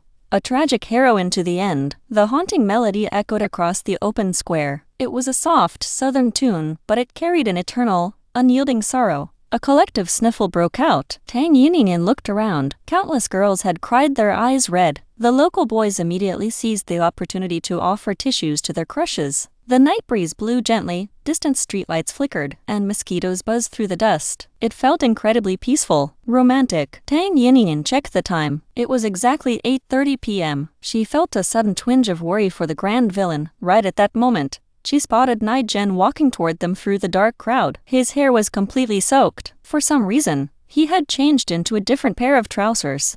The aura between his dark brows was thick with a terrifying, murderous hostility. He looked incredibly dangerous. Rumble. A blinding flash of purple lightning ripped across the horizon, blending with the sound of cinematic explosions on the big screen. A violent gale swept through the square. Thunder roared like a cannon, and massive drops of rain began slamming into the earth. Tang Yinyin's muscles tensed instantly. Beside her, Tang Huai, who knew her prophecy, snapped out of the movie's trance just as fast. The downpour hit the dirt in heavy sheets. Groans of frustration erupted from the crowd. Why is it raining now? There are 30 minutes left of the movie. Forget it, it's too heartbreaking anyway. Let's go home and play video games. The crowd fell into a chaotic scramble. Grandfather Tang held Grandmother Tang's hand firmly, keeping her seated. In a panicked crowd, moving blindly was an easy way to get trampled. Don't panic, everyone. Lu Chenyi shouted, his voice echoing over the noise. I noticed the weather looked unstable earlier, so I brought a massive plastic tarp. Someone give me a hand to set up a shelter, and we can finish the film. You actually brought a tarp? Impressive. Several villagers immediately ran toward him to help. Others didn't care for the hassle and started walking home, since the square was close to their houses anyway. Tang Yinyin pulled 3 umbrellas from her bag. There were 7 people in her family, 2 per umbrella, leaving 1 person extra. Tang Nam grabbed Zhao Hui's leash, which had been tugging violently. Nie Gen is over there. I'll return the dog. Yinyin, share an umbrella with Tang Huai. Tang Yinyin immediately snatched the leash back. Second brother is too tall. Sharing an umbrella with him means I'll get completely drenched anyway. Tang Huai rolled his eyes. Lu Lin Yu opened her umbrella, about to say something, when the ground beneath her feet suddenly turned completely soft. Father Tang caught her just in time. Before the family could comprehend what was happening, the massive projection screen in front of them began to shake violently. Why is it shaking? Someone screamed. Hey, why did you step on my foot? Who stepped on you? You lunged into me. Wait, look at that house. Is that a crack forming? The crowd went dead silent for a fraction of a second. Then, someone screamed at the top of their lungs. Earthquake. In an instant, the streetlights and the projection screen died simultaneously, plunging the square into pitch blackness. The dark void triggered an absolute stampede. Panic-stricken villagers began shoving and trampling one another to escape. The Tang family had chosen a decent spot near a thick tree trunk, away from the dense center. As long as they hugged the tree, they would be safe. However, just as the tremor peaked, someone delivered a massive, violent shove to Tang Yinyin's back. She lost her balance completely. She and the dog stumbled forward several paces, immediately swallowed by the surging, blind crowd. Tang Yinyin hadn't expected her luck to be this abyssal. Her first survival instinct was to drop Zhao Hui's leash. In a pitch-black stampede, a dog had far better night vision than a human. It wouldn't get crushed to death by panicking feet. Total darkness blinded her. Tang Yinyin was just about to activate her D-tier achievement card when a powerful force grabbed her arm. The suffocating crowd pressing against her chest was violently parted to both sides by a pair of massive hands. Her feet left the ground completely. Her waist tightened. A man lifted her effortlessly over his shoulder, breaking her out of the crush. The earth roared beneath them, the rain slapped brutally against her face. Tang Yinyin felt the entire world spinning in reverse, but the man's stride remained impossibly steady. Solid, unyielding. Faintly she caught that familiar, icy scent of tobacco. Tang Yinyin fumbled in the dark, gripping his broad shoulders. Sliding her hand down, she felt the thick, jagged texture of old scars beneath his shirt. It was Nie Gen, the tight, defensive nerve in her brain, the one constantly worrying that Lu Chenyi would use the chaos to assassinate her, finally snapped relaxed. The sound of the roaring storm grew slightly muffled as he carried her under the thick canopy of a massive camphor tree. Before she could voice her gratitude, the man spoke first. His voice was terrifyingly raspy, completely drenched in the damp air of the storm. He pressed his lips close to her ear, his tone deep, heavy, and intensely possessive. "Stop bullying your big brother here." Tang Yinyin blinked in the dark, entirely confused. Nie Gen let out a low, rough growl. "Your big brother already had to cry once tonight. Did I accidentally kick you earlier?" Tang Yinyin racked her brain. It was highly probable that she had kicked the grand villain while flailing around in the cornfield. Nie Gen let out a low, dark chuckle. "Yeah.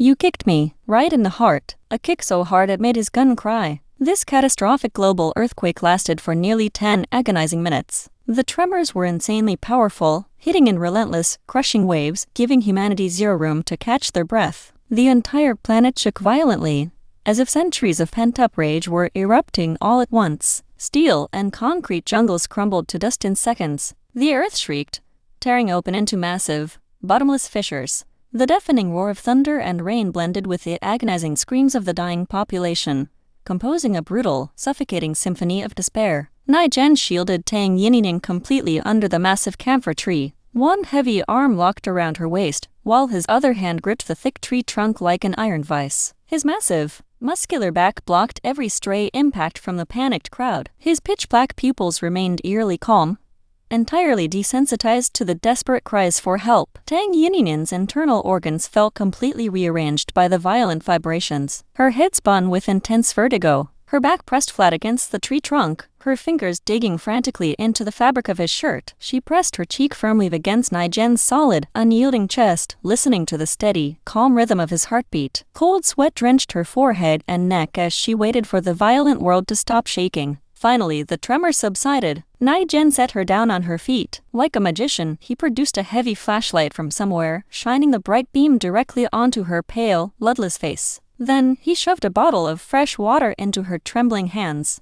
"If you feel sick, throw up," his rough voice commanded. "In front of your big brother, you don't need to feel embarrassed." Tang Yinyin stared at the provided water bottle and shook her head. She absolutely refused to take it. Instead, she fished a small plastic bag from her pocket and pulled out a fresh towel. Tipping up on her toes, she gently wiped away the stray droplets clinging to the man's sharp jawline. "Brother Nie Gen, thank you for saving me." Unbelievable chaos. There were hundreds of people panic stamping across the square just moments ago. Without Nie Gen, she would have been crushed or badly broken. He hadn't saved her without a cost, either. Back in the pitch blackness, she had felt the frantic crowd slam repeatedly into his heavy arms. Thinking of this, Tang Yinyin draped the towel right over Nie Gen's head. She pulled a bottle of Yunanbao powder from her waterproof pouch and grabbed his forearm, checking for raw scratches. The world was changing fast. After the apocalypse, a simple, untreated scratch could spiral into a fatal infection. She used the flash from the flashlight to inspect the arms of the grand villain. Not a single scratch. Frustrated, she told Nie Gen to strip off his shirt so she could inspect his broad back. Nie Gen frozen. His eyelids twitched. "What do you think you're doing, little girl?" Tang Yinyin didn't back down. "I want to see if you're bleeding. I'm tough as an ox," Nie Gen muttered, entirely canted. He yanked the towel off his head and stuffed it right back into her pouch. After a sharp pause, he ripped off his soaked outer shirt and reached up, tying it securely between two overhead branches to create a makeshift canopy against the relentless downpour. "Stay here and wait for me," he ordered. "I'm finding your parents." He didn't give her a single second to thank him again, disappearing straight into the heavy curtain of rain with his flashlight. Tang Yinyin's eyes finally adjusted to the deep gloom. She stared blankly at the dark fabric hanging above her head. Ouch! The night wind cut through her skin, making her shiver violently, yet her cheeks and her heart felt incredibly hot. She stared in the direction he had vanished, touching her burning earlobe. "System," she called out internally. 021, do I have a fever? No, host. Then why is my heart racing like crazy? System number 21. Being a mere intern couldn't handle such a complex emotional query. It ran a quick scan of its database and offered a logical guess. Probably the lingering side effect from losing too much soul power earlier. I see. Thank you, 021. You are entirely welcome. System 9678.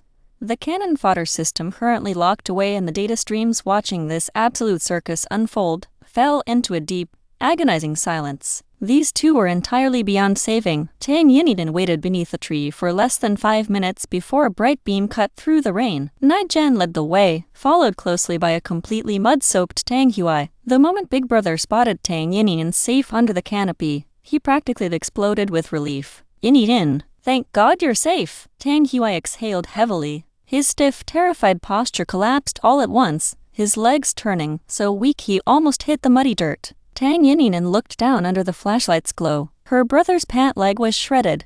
A deep, jagged gash ran along his calf, the edges turned completely white and bloated from the rainwater. Blood filled his shoe. Painful, incredibly painful. Big Brother, what happened to your leg? Where are Mom and Dad? She immediately scrambled to pull out her medical powder and bandages to patch him up. SSSHH, Tang Hui hissed through his teeth as the medicine hit the raw flesh. Don't panic. Everyone is fine. The ground shook so fast I lost sight of you instantly. Mom almost went insane trying to run back into the crowd to find you. Brother Nie Gen pulled me out, she'd explained softly. Tang Hui nodded. Zhao Hui stayed with us. We were near a thick tree, so the tremor didn't hit us too hard, just felt incredibly dizzy. I was just unlucky enough to get shoved into a metal chair leg. Hearing that her family was safe, Tang Yinyin let out a massive breath of relief.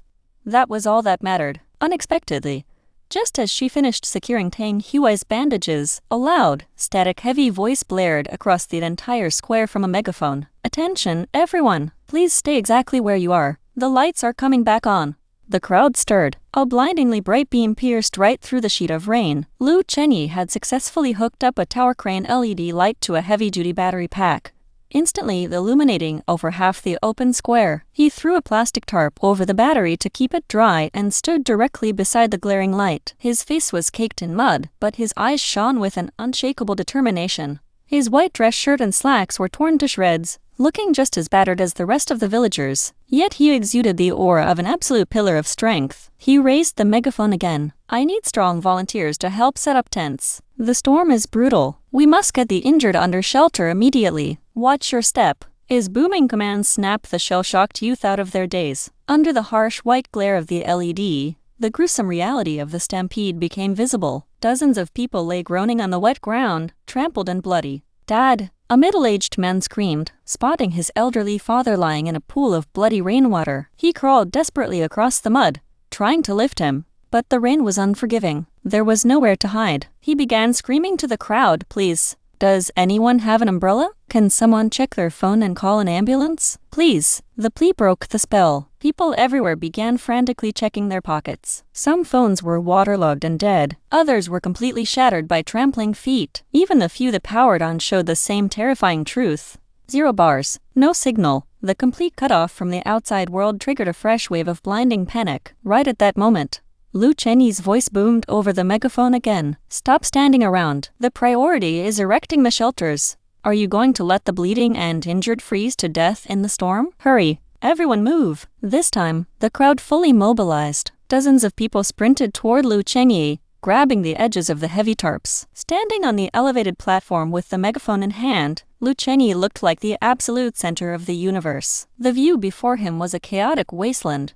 Yet a surge of intoxicating adrenaline rushed through his veins. Power. He knew that as the apocalypse worsened, he would become nothing less than a messiah to these people. An endless arrogance took root in his eyes. He glowed with terrifying momentum. Watching from a short distance, Tang Hui felt a heavy weight drop into his stomach. Aftershocks could hit at any second. Going back inside the houses was out of the question. Aside from Lu Chenyi, no one else had brought heavy-duty tarps to build a shelter. His family only had 2 flimsy umbrellas. He and his older brother could handle the freezing rain, but their elderly grandparents would never survive the exposure. Tang Yinyin's health was already fragile. However, their family had just completely broken ties with Lu Chenyi. Begging to crawl into his shelter felt entirely wrong. Tang Hui grit his teeth. Maybe I should go over and help them build it. If he put in the manual labor, Lu Chengyi couldn't forcefully kick his family out into the cold. No need. A lazy voice broke in. Nie Gen had already thrown his short jacket back on.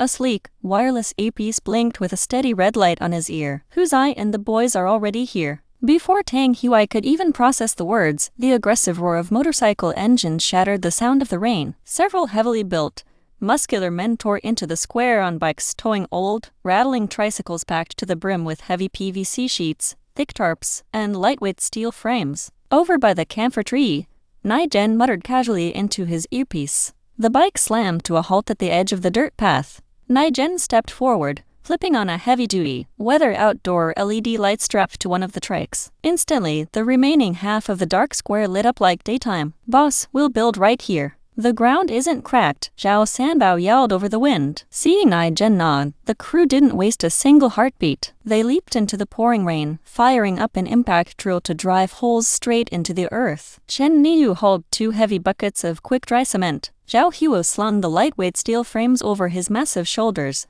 while Jiang Dao coordinated the layout. Before Lu Chengyi's massive crowd could even figure out how to stretch their plastic tarps, Nie Gen's crew had already erected a solid, professional PVC shelter spanning over 30 square meters. The heavy PVC sheets were bolted tight against the steel frame, completely sealing off 3 sides against the freezing gale, leaving only one clear entrance. Nie Gen clamped in and lit cigarette between his lips. Using stray wooden planks and leftover materials, his hands flew into motion, hammering together several long benches and a small, sturdy cot. He positioned the cot at the very back of the shelter, pulling a spare tarp across to form a private, cozy curtained room. Finally, he reached under his motorcycle seat, pulled out a thick, dry blanket, and spread it smoothly over the cot. A perfect storm shelter, built in minutes. "Holy crap," Tang Hui muttered, his jaw completely dropping. He stared at the sturdy, square, brightly lit structure Nie Gen's crew had put together, then glanced over at Lu Chengyi's crooked, sagging plastic tent in the distance. The contrast was brutal, unbearable to look at.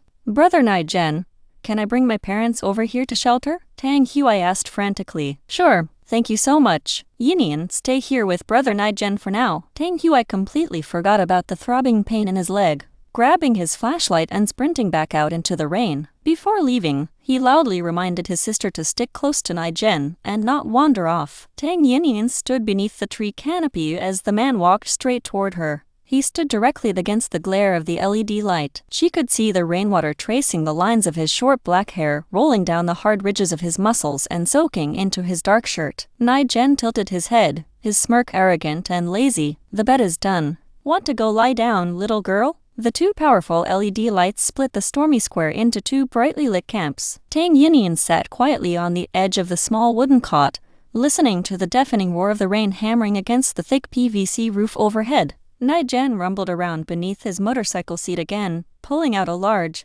loose button-down shirt. He tossed it casually toward her. "Your clothes are soaked. Change." Tang Yinyin froze. She used her towel to dab at her wet cheeks, her ears turning a faint pink. No need. It was one thing when she was unconscious, but now that she was wide awake, she couldn't just strip down and put on his clothes. Nie Gen raised an eyebrow. He didn't argue. He simply balled up the shirt and dropped it directly into her lap. "Suit yourself." He stepped right outside the small curtained partition, turning his back to her as he ripped off his own drenched shirt. With a single, powerful twist of his large hands, he wrung the fabric out like a rope, sending a steady stream of water splashing onto the dirt floor. He gave the damp shirt a sharp snap through the air and threw it right back over his shoulders. Under the dim, flickering light, the deep, ancient scars crisscrossing his shoulder blades looked like bottomless valleys carved into his skin, radiating raw, explosive power. Wild, untamed, Tang Yinyin watched a stray droplet roll down the nape of his neck. The wireless earpiece on his ear blinked a steady red, emitting a low, rhythmic static hum. "Why are you staring at me so hard?" The air shifted. Nie Gen spun around abruptly, his voice laced with a strange, expectant thrill. He tilted his chin up, looking incredibly smug. Tang Yinyin's eyes drifted lower, landing near his waist. "There's a patch of mud on your back you didn't wipe off." Nie Gen froze. He reached behind himself and swiped his hand across his spine, pulling back fingers covered in thick black grime. His jaw twitched violently. His face went entirely dark. Annoyed, he snatched the damp towel directly out of Tang Yinyin's hands, aggressively wiping down his own back. Tang Yinyin opened her mouth to speak, but the curtain suddenly rustled, Hu's eyes loud voice cut through from the main area. Boss, there are villagers outside begging to come in from the rain. Do we let them? Nie Gen flipped the towel over, drying his damp hair with short, sharp motions. His expression stiffened for a fraction of a second before he let out a low, ambiguous grunt. Let them in. The main area of the tent instantly became a chaotic mess. Dozens of mud-caked villagers poured into the shelter, water dripping from their hair and faces, their expressions entirely numb with shock. Hey, Mom, watch your step. Slow down. Tang Hui's voice echoed from the entrance.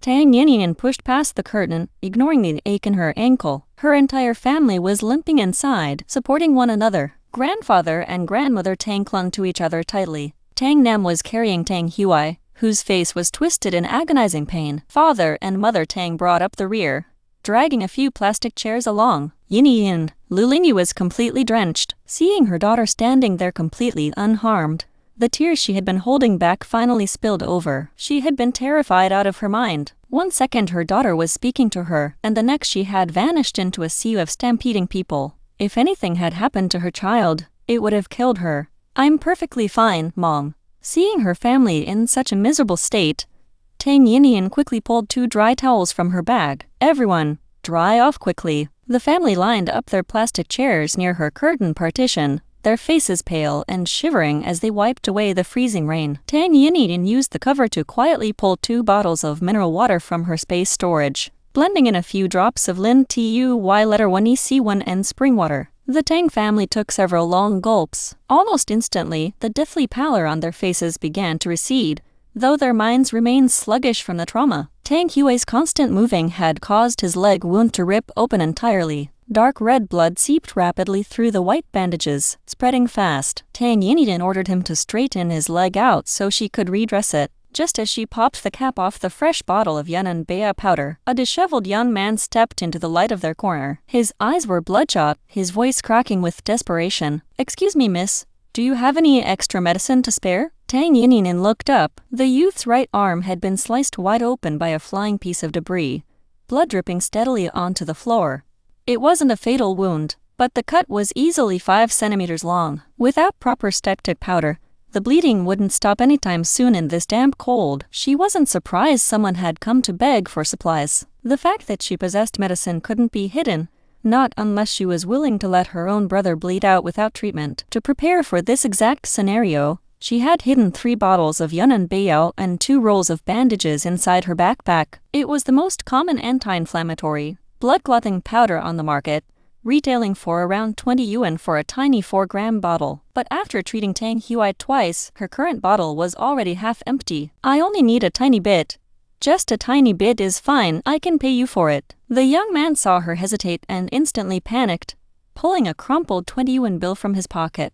The crowd witnessed this and rushed forward like a tidal wave. Can you spare some for me too? Damn it, some lowlife pushed me earlier and my leg hit a jagged rock. I will pay 100. Just let me use a tiny smear. I didn't bring any cash out, but I can literally kowtow to you, please. Just share some medicine with me. My mother hit her head on a stone and the blood won't stop running. Nie Gen kept an unlit cigarette clamped between his teeth, casually flipping his lighter. He said absolutely nothing, merely standing like an iron wall right in front of Tang Yinyin, his cold eyes scanning the frantic crowd. That fast, several aggressive villagers shrunk back, cursing under their breath as they abandoned their plan to rob her by force. Tang Yinyin looked at the broad back shielding her, and her racing pulse finally stabilized. She reached into her bag and pulled out 2 full bottles of powder and a roll of gauze.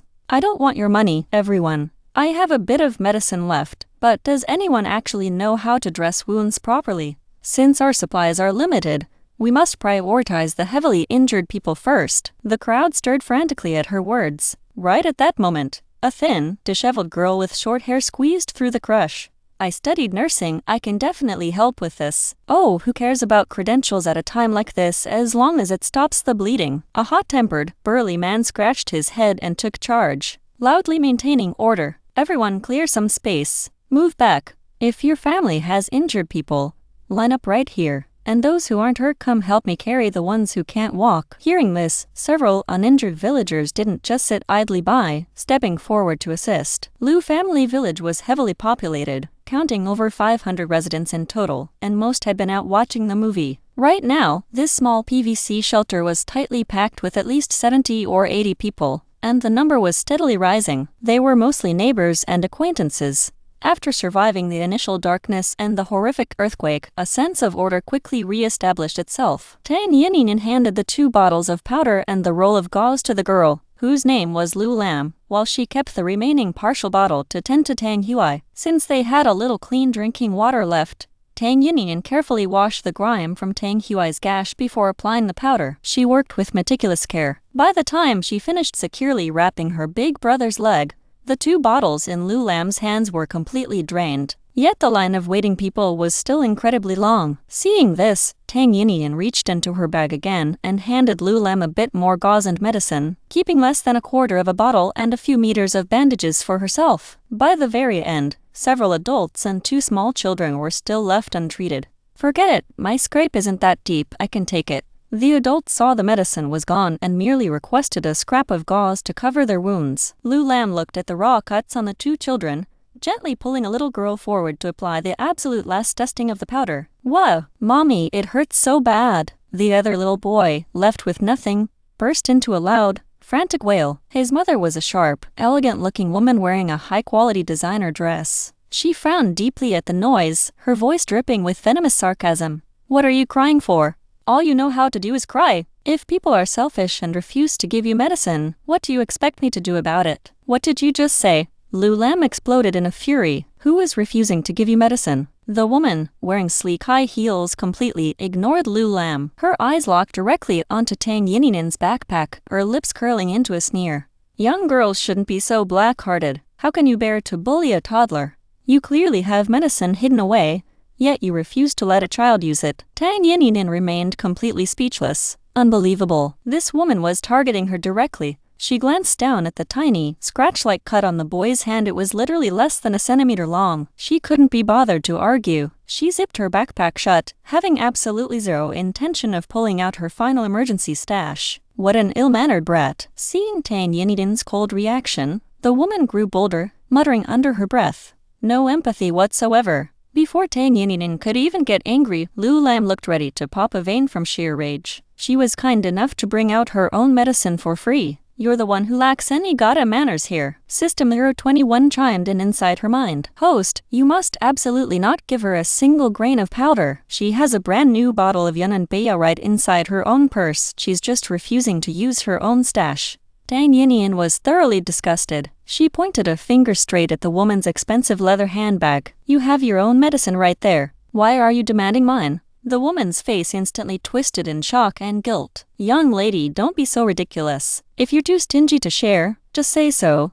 Don't invent pathetic lies." The woman huffed, grabbing her son's hand to drag him away. "Come on, let's go further inside. That cot over there is empty. You'll sleep on it tonight." Nie Gen raised an eyebrow, a thick blue vein pulsing violently on his forehead. He tapped the wireless earpiece resting on his ear, throwing a deadly, icy glare toward the woman. Zhao Sanbao and Huzai caught the signal instantly. They unclipped the heavy steel pipes hanging from their waists, stepping forward to block her path. "You have medicine? What do you think you're doing?" The woman faltered, terror flashing in her eyes, though she tried to maintain a tough facade. "Are you planning to bully a defenseless woman?" TRI letter 1 EC7 UH letter 1 ED5 rubbed his hairless, bald head, baring his teeth in a savage, blindingly white grin. "This shelter was built by my brothers and me. If you want to keep staying here out of the rain, bring out your medicine." Otherwise his gaze turned razor-sharp, the heavy tattoos covering half his face looking incredibly fierce in the dim light. "Get the hell out into the storm. What right do you have to kick us out?" The woman gripped her purse tightly, pulling her fat son close as she spewed flawed logic. "So what if you built this tent? Look at the torrential rain outside. If we die out there, will you take responsibility? Everyone look at this.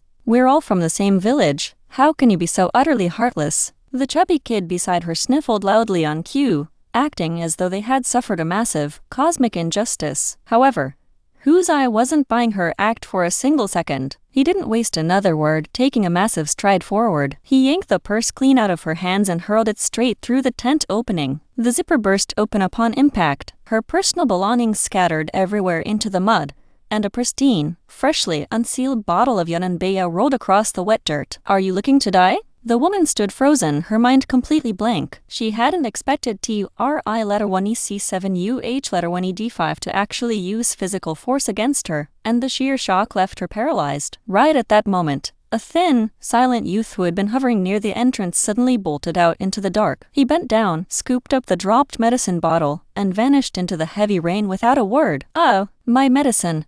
The woman finally snapped out of her trance. She stamped her foot in a rage, dragging her screaming son along as she chased after the thief. The surrounding villagers finally broke their silence. Phew, she had medicine all along and still had the nerve to bark like a rabid dog. "She's not from our village, right? I've never seen her face before." The wife of Lai Dagu spat on the ground. "A total piece of trash." Lu Lingyu's face was white with rage as she let out a string of sharp curses. "My daughter was kind enough to provide medicine out of her own pocket. If you don't want to thank her, fine, but don't try to morally kidnap her." She was shaking with anger. If the earthquake hadn't drained all her energy, she would have torn that woman limb from limb. "Lin, don't let it get to you," a neighbor consoled her. "That kind of trash will get what's coming to them anyway." Aunt Wang ducked into the shelter, wiping the cold rainwater from her face as she joined the conversation. "I know that woman. That's Jing Wen, Lu Dagui's daughter-in-law. She's originally from City S. Her family of 5 used to live squeezed in a rundown old alleyway. But then their house got demolished for a major redevelopment project. Boom! Instant compensation." She immediately thought she was superior to everyone else, coming back to the village just to look down her nose at us. Aunt Wang slumped heavily onto the muddy ground, panting for breath. What is there to be smug about? Now that the massive earthquake has hit, who knows if City S even exists anymore? For all we know, the whole place has collapsed into rubble. Her words weren't out for a single second before a heavily wrinkled man in the dark corner roared in pure fury. "Shut your damn mouth. What the hell are you spouting, old woman?" He scrambled up, his hands and face caked in black grime, his chest heaving with intense agitation. "My son is currently in City S. Is something wrong with your brain? Who are you trying to curse?" It wasn't just him. The moment Aunt Wang brought up the outside world, the fragile mental state of the villagers completely broke down. Soft, muffled weeping echoed through the PVC shelter. "My boyfriend is in City F," a young girl cried, hugging her knees. "I called him right before the tremor hit. He was underground in the subway. What if this isn't just happening to our village? What do we do? My daughter and son-in-law are out in the main town," an elderly woman sobbed, her hand shaking. "They live all the way on the 8th floor. I told them not to buy an apartment so high up. Now the cell service is totally dead. I'm going to die of worry." "Don't even ask," a man nearby whispered gloomily. "That guy who just snatched the medicine and ran? That was Lu Guoking. His father was trampled underfoot during the panic, broke his bones and died right on the spot. His mother is also severely injured, lying over at Lu Chengyi's plastic tent. They have zero medicine over there. They tried calling emergency services, but the calls won't go through." Hearing confirmation of actual deaths, the faces of the villagers turned entirely pale. Aunt Wang, usually a loudmouth, realized she had crossed a line and tightly shut her mouth, not daring to argue further. Tang Yinyin's heart felt incredibly heavy. She stared through the clear plastic rain barrier, watching the open square. The solid ground was cracked wide open, showcasing jagged fissures over 10 centimeters wide. Nearby utility poles and heavy streetlights leaned at dangerous angles, ready to collapse. Further in the distance lay total, suffocating darkness. No one knew how many houses had crumbled. Boom! A deafening crack of thunder shook the sky. Tang Yinyin felt her heart physically skip a beat. A wave of intense, freezing cold rose from the depths of her soul, rapidly spreading through her limbs and every single bone. Her hands and feet turned ice cold. Cold sweat poured down her skin like rain. "Host, this is a severe side effect from using your soul power earlier." System 021 analyzed rapidly. "You need to rest properly right now. Also, drink more Lin Tuy1EC1 and spring water." Tang Yinyin's face was deathly white. Her slender fingers gripped the clear plastic sheet tightly as she took a slow, deep breath, trying desperately to make herself look normal. However, Nie Gen noticed her strange behavior with a single glance. His thick, dark eyebrows knitted together. He'd extended a long arm, casually tapping her shoulder. The fragile balance she was fighting to maintain shattered instantly. Her knees went entirely soft, and she nearly collapsed straight onto the dirt floor. Tang Yinyin, her pale fingers curled tight, grabbing the lightweight steel frame beside her for support. She turned her head, staring at the grand villain with a look of pure confusion. Her damp, dark hair clung to her cheek. Her eyes were wide, clear, and filled with silent questions. She looked incredibly fragile. Innocent. Nie Gen, for some unknown reason, suddenly broke into a sweat. He pulled his hand back as if nothing had happened, grinding his sharp fangs together. He rubbed his large palm against his damp pants and muttered indifferently, "Let your grandparents sleep on that small cot." Tang Yinin's long eyelashes fluttered in surprise. Unexpectedly generous. Grandfather Tang was nearly 80 years old, and Grandmother Tang was 75. They were old and weak, entirely incapable of staying up all night like the younger crowd. Tang Yinyin had honestly wanted to offer them the bed, but she hadn't dared to ask. After all, the shelter and the cot belonged to Nie Gen. Without him, her entire family would still be shivering outside in the torrential rain.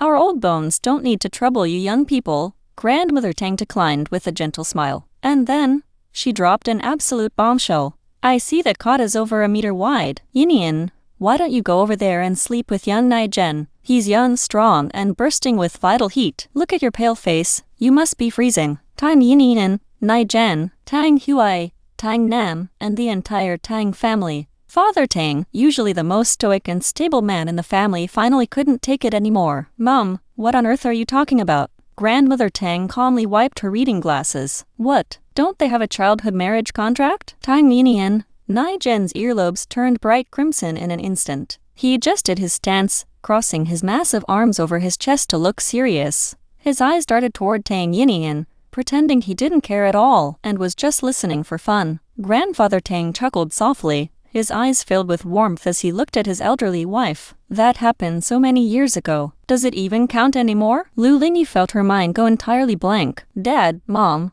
when did Yinyin get a marriage contract? How come I, her own mother, never heard a single word about this? Even if it was just a joke, she should have remembered it. Do you remember when you desperately wanted a daughter and went to the temple to draw a divination stick?" Grandmother Tang explained slowly. "You drew a match for marriage that read extreme misfortune, with a peach blossom death curse attached. You were worried sick, terrified that Yinyin would be conned out of her money and body in the future. The temple abbot said he would keep an eye out. He suggested that if we found someone with a matching birth chart, we should set up a childhood contract to neutralize the curse. You agreed back then." Old people took these spiritual matters very seriously. Lu Lingyu had probably given a casual nod years ago, but the elderly couple had kept it close to their hearts. "Yinin's birth chart is highly unusual, so we could never find a match." But later, the Nie family brought young Nie Gen back to the village, and they also went to the temple to draw a stick. Grandfather Tang chimed in, his voice full of nostalgia. "The result was also extreme misfortune, with a heavenly destroyer curse. So, Nye's father and I talked it over. Why not fight poison with poison? That's how we settled the matter." Tang Yinyin was completely speechless. "Fighting poison with poison? Grandparents, aren't you two being a little too reckless with my life?" Lu Lingyu was equally tongue-tied. However, she replayed the recent events in her mind, and suddenly, the old couple's logic didn't seem so crazy. Ever since her daughter crossed paths with Nie Gen, he had consistently shown up to save the day. His reputation in the village was terrible, true, but he certainly hadn't brought any bad luck to Tang Yinyin like the rumors claimed. If this were before the apocalypse, Lu Lingyu would have rejected this ridiculous contract instantly. But now, the world was ending.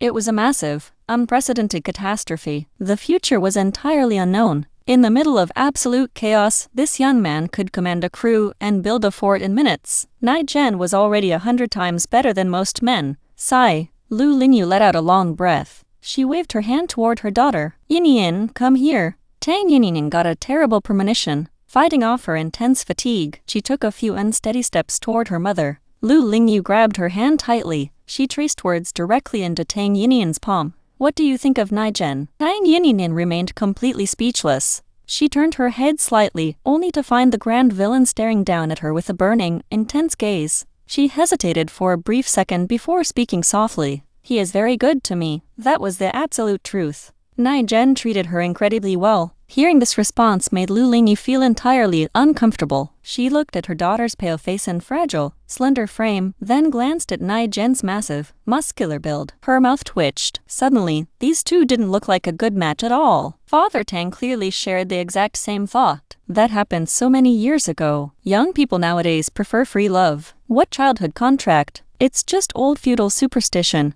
Besides, young Nie might not even agree to it. Nie Gen, isn't that right? Nie Gen rubbed his burning earlobe, raising a fist to cover his lips. His gaze darted away awkwardly. He stammered, I'm fine with whatever. Tang Yinyin, Father Tang. Ultimately, the small wooden cot in a PVC shelter didn't go to Tang Yinyin's grandparents. It was given to Tang Huai and the youngest son of neighbor Lai Erdu instead. Tang Huai's leg wound was severe, and exposure to the freezing rain had triggered a mild fever. Lai Ergu's son was 19, a former classmate of Tang Huai. During the initial chaotic stampede, his head had smashed into a hard object, causing heavy bleeding. Although the bleeding had stopped and he was conscious, his mind was completely dazed, making it impossible for him to stand steady.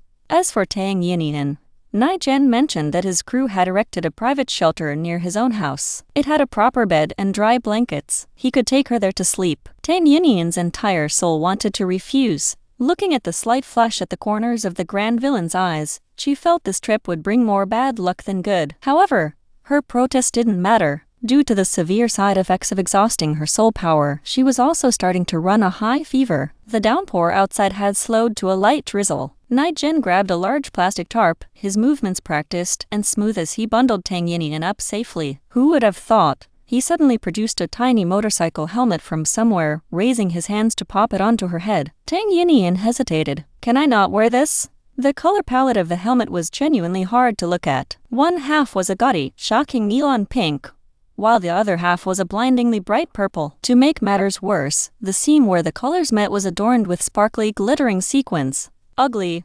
Incredibly ugly. Nie Gen stared at the helmet he had carefully selected, feeling genuinely perplexed. Is this color not beautiful? Tang Yinyin, she secretly asked 021 in her mind. Is Nie Gen colorblind? No, host. 021 silenced for a moment, seemingly checking its database. He isn't. Wow. It turned out the grand villain simply possessed a deeply bizarre sense of aesthetics. Thinking about it carefully, his wardrobe only consisted of black, white, silver, and camouflage. Even his room from the other day was strictly black, white, and raw wood. It was so lonely, lacking any warmth of human life. A strange ache touched Tang Yinyin's heart. She shook her head, taking the helmet from his hands as she told a white lie. It's very beautiful. Nie Gen raised an eyebrow. Suddenly, he leaned right against her ear, his voice dropping to a low rumble. What colors do you like? I'll buy a new one next time. His voice was naturally deep and masculine. When he intentionally lowered his tone, his warm breath mingled with the sound of the rain, carrying an indescribable charm. The hot air tickled her earlobe in the cool night wind,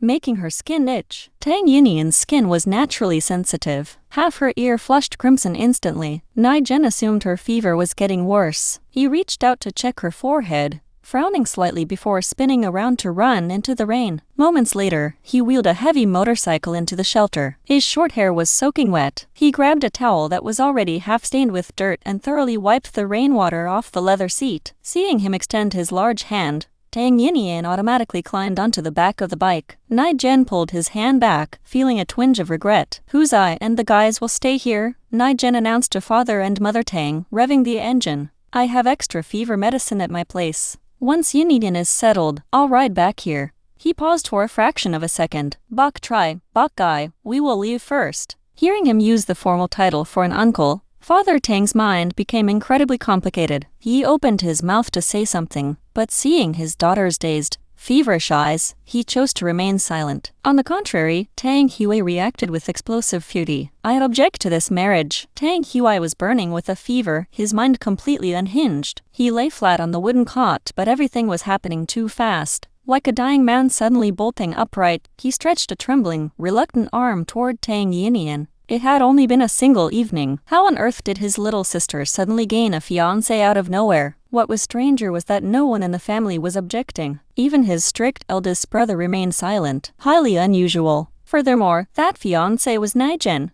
Who the hell was Nie Gen? To put it bluntly, people weren't even sure if Nie Gen was a normal human being. Tang Huai was different from Tang Yinyin. He had excellent grades and had lived at the specialized town school since middle school. One of his closest friends happened to belong to the same village neighborhood as Nie Gen. According to that friend, Nie Gen's movements were completely erratic throughout the year. He hated socializing with peers, often vanishing into the wilderness for days before returning with raw, blood-soaked items. The creepiest part was his healing speed. Someone once saw him get his head smashed open in a brutal fight. By the very next day, the wound had completely closed up. That terrifying recovery rate fueled rumors that he was an ancient mountain beast that had cultivated a human form. Tang Yinyin didn't believe in backward village superstitions, and he didn't want to slander Nie Gen's humanity. But the man was 9 years older than Tang Yinyin, had no proper job, spent his days hunting in mountains and rivers, and didn't even possess a middle school diploma. That was cold, hard fact. Even if his little sister had just graduated high school and was universally assumed to have a cognitive delay,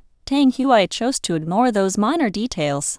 What's the use of you objecting? Lai Yi, the neighbor's son, smudged his lips as the roar of the motorcycle faded into the distance. They're already gone. Tang Yinyin. He felt a wave of profound helplessness touching his bandaged calf gloomily. It's because your second brother is useless. You really are useless, Lai Yi added unhelpfully. If it weren't for Boss Nie, do you think you'd be sleeping on a dry bed right now? You'd have a better chance finding one in your dreams. Tang Yinyin snapped, shut the hell up. One thing had nothing to do with the other, understood? Lai Yi clearly didn't understand. He wasn't satisfied and wanted to keep talking. Although Tang Yinyin wasn't his sister, they had grown up together. He honestly believed Nie Gen was an absolute catch. At least during a terrifying apocalypse, the man provided a sense of security far beyond ordinary college youths like himself or Tang Yinyin. Of course, that was assuming the wild rumors about Nie Gen were completely fake. Thinking of this, Lai Yi couldn't control his curiosity. He glanced at Zhao Sanbao and TRI letter 1EC7UH letter 1ED5 standing nearby.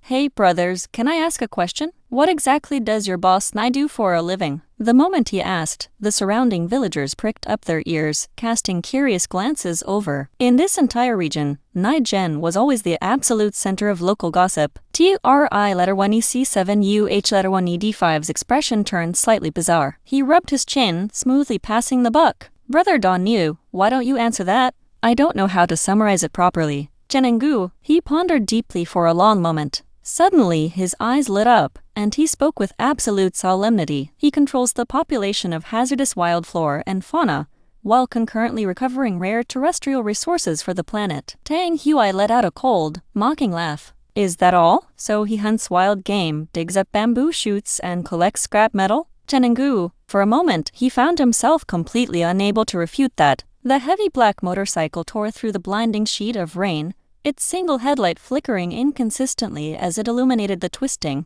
muddy village path. Tang Yinyin fixed her gaze on the yellow mire below, watching the roadside weeds whip violently back and forth in the howling gale. Her consciousness was slipping fast, her hands and feet turning entirely numb. She forced herself to chat with 021, fighting to stay awake. She had caused enough trouble for the man last time. Tonight, she had to maintain awareness long enough to change out of her soaked clothes by herself. Perhaps because her family had essentially acknowledged the childhood contract, Tang Yinyin adopted a resigned attitude. Since things were already broken, she might as well let them shatter completely. Her current energy level didn't allow for overthinking. She sat quietly on the back seat, her small hands firmly gripping the fabric of the Grand Villain's jacket. She remained silent, and the sound of the rain gradually quieted down. But Nie Gen couldn't hold back anymore. He had so many things he wanted to say to Tang Yinyin. He had endless questions to ask her. His body felt entirely hot, and while he wanted to speed down the path, he worried about the treacherous mud and her fragile health.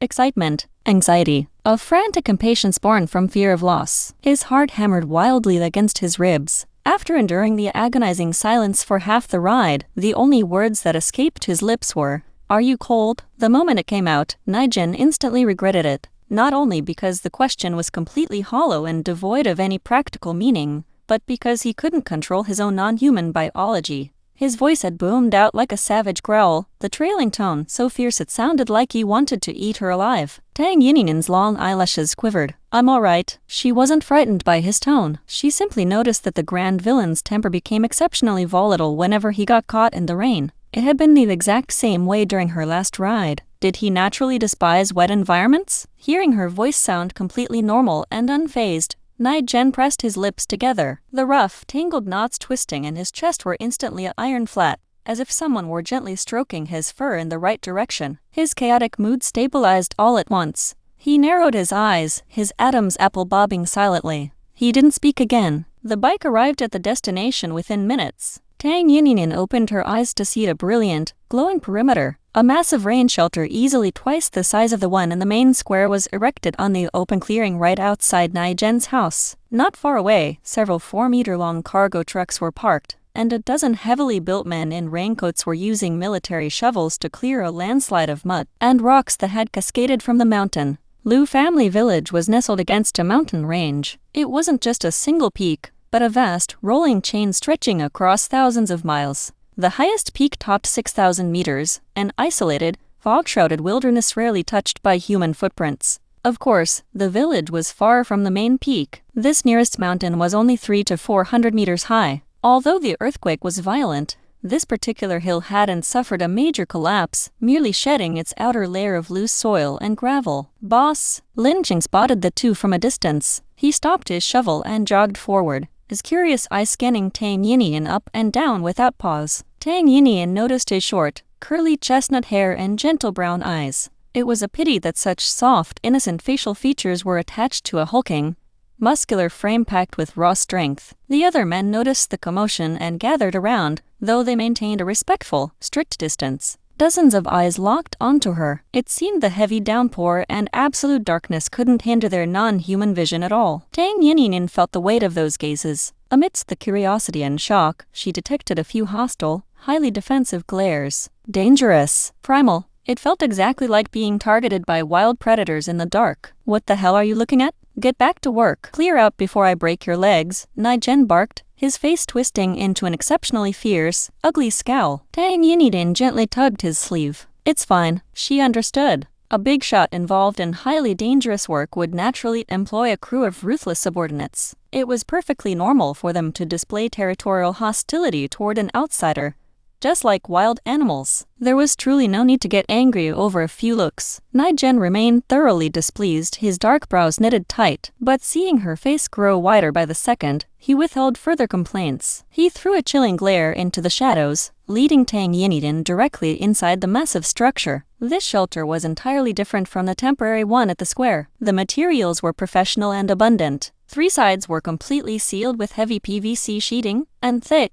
light-blocking curtains divided the interior into small, private compartments. Nie Gen's personal quarters lay at the very back, completely walled off by PVC panels with a separate entrance flap for private access. The bed here was slightly larger, spanning 1.2 meters, piled high with clean bedding, the exact same set Tang Yinyin had used during her previous stay. "Rest here. None of them will dare to step inside," Nie Gen instructed. He walked out briefly and returned carrying 2 large wooden crates. The larger crate contained clean umbrellas, bottled water, bread, and a compact hairdryer. The smaller crate, measuring roughly 30 centimeters, was tightly sealed with a shifting wooden slider. When he pulled the mechanism open, it revealed a massive, heavy-duty battery bank. The private compartment was tiny, measuring barely 5 or 6 square meters. After accommodating the bed and the 2 wooden crates, the remaining floor space was less than 2 square meters. Chopped up by the furniture, there was hardly any room left to stand. Nie Gen finished his work, threw on a plastic tarp, and headed outside. Before leaving, he ripped off his heavy jacket,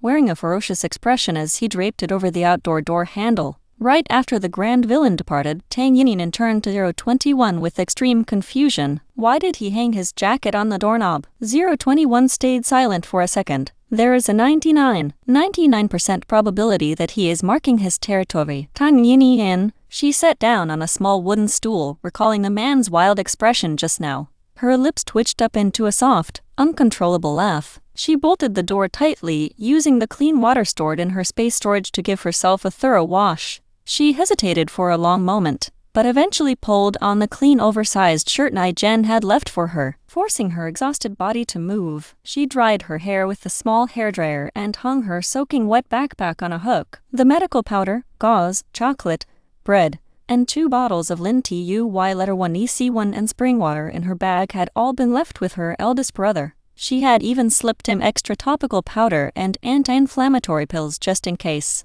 The backpack was actually completely empty now, but she kept it with her to hide the existence of her pocket dimension. Previously, Tang Yinyin had considered telling her family about the space storage and the impending apocalypse. But back then, the world was at peace. The whole concept sounded way too absurd. Her pocket dimension was also quite small, mostly meant for emergency rescue situations. Revealing it too early carried far greater risks and variables than actual benefits, so she held back, choosing instead to secretly pour plenty of Lin Tuy letter 1 EC1 and spring water into her family's daily water urn. Even the water she used to clean Tang Huai's leg wound earlier was pure spiritual water. Now, the global earthquake had erupted. The apocalypse had officially descended. Once her family had a bit more time to adapt to this terrifying new reality, she would slowly explain everything about the end of the world and her special abilities. Tang Yinyin sat down on the edge of the bed, her dazed gaze falling onto the wooden battery box. 021.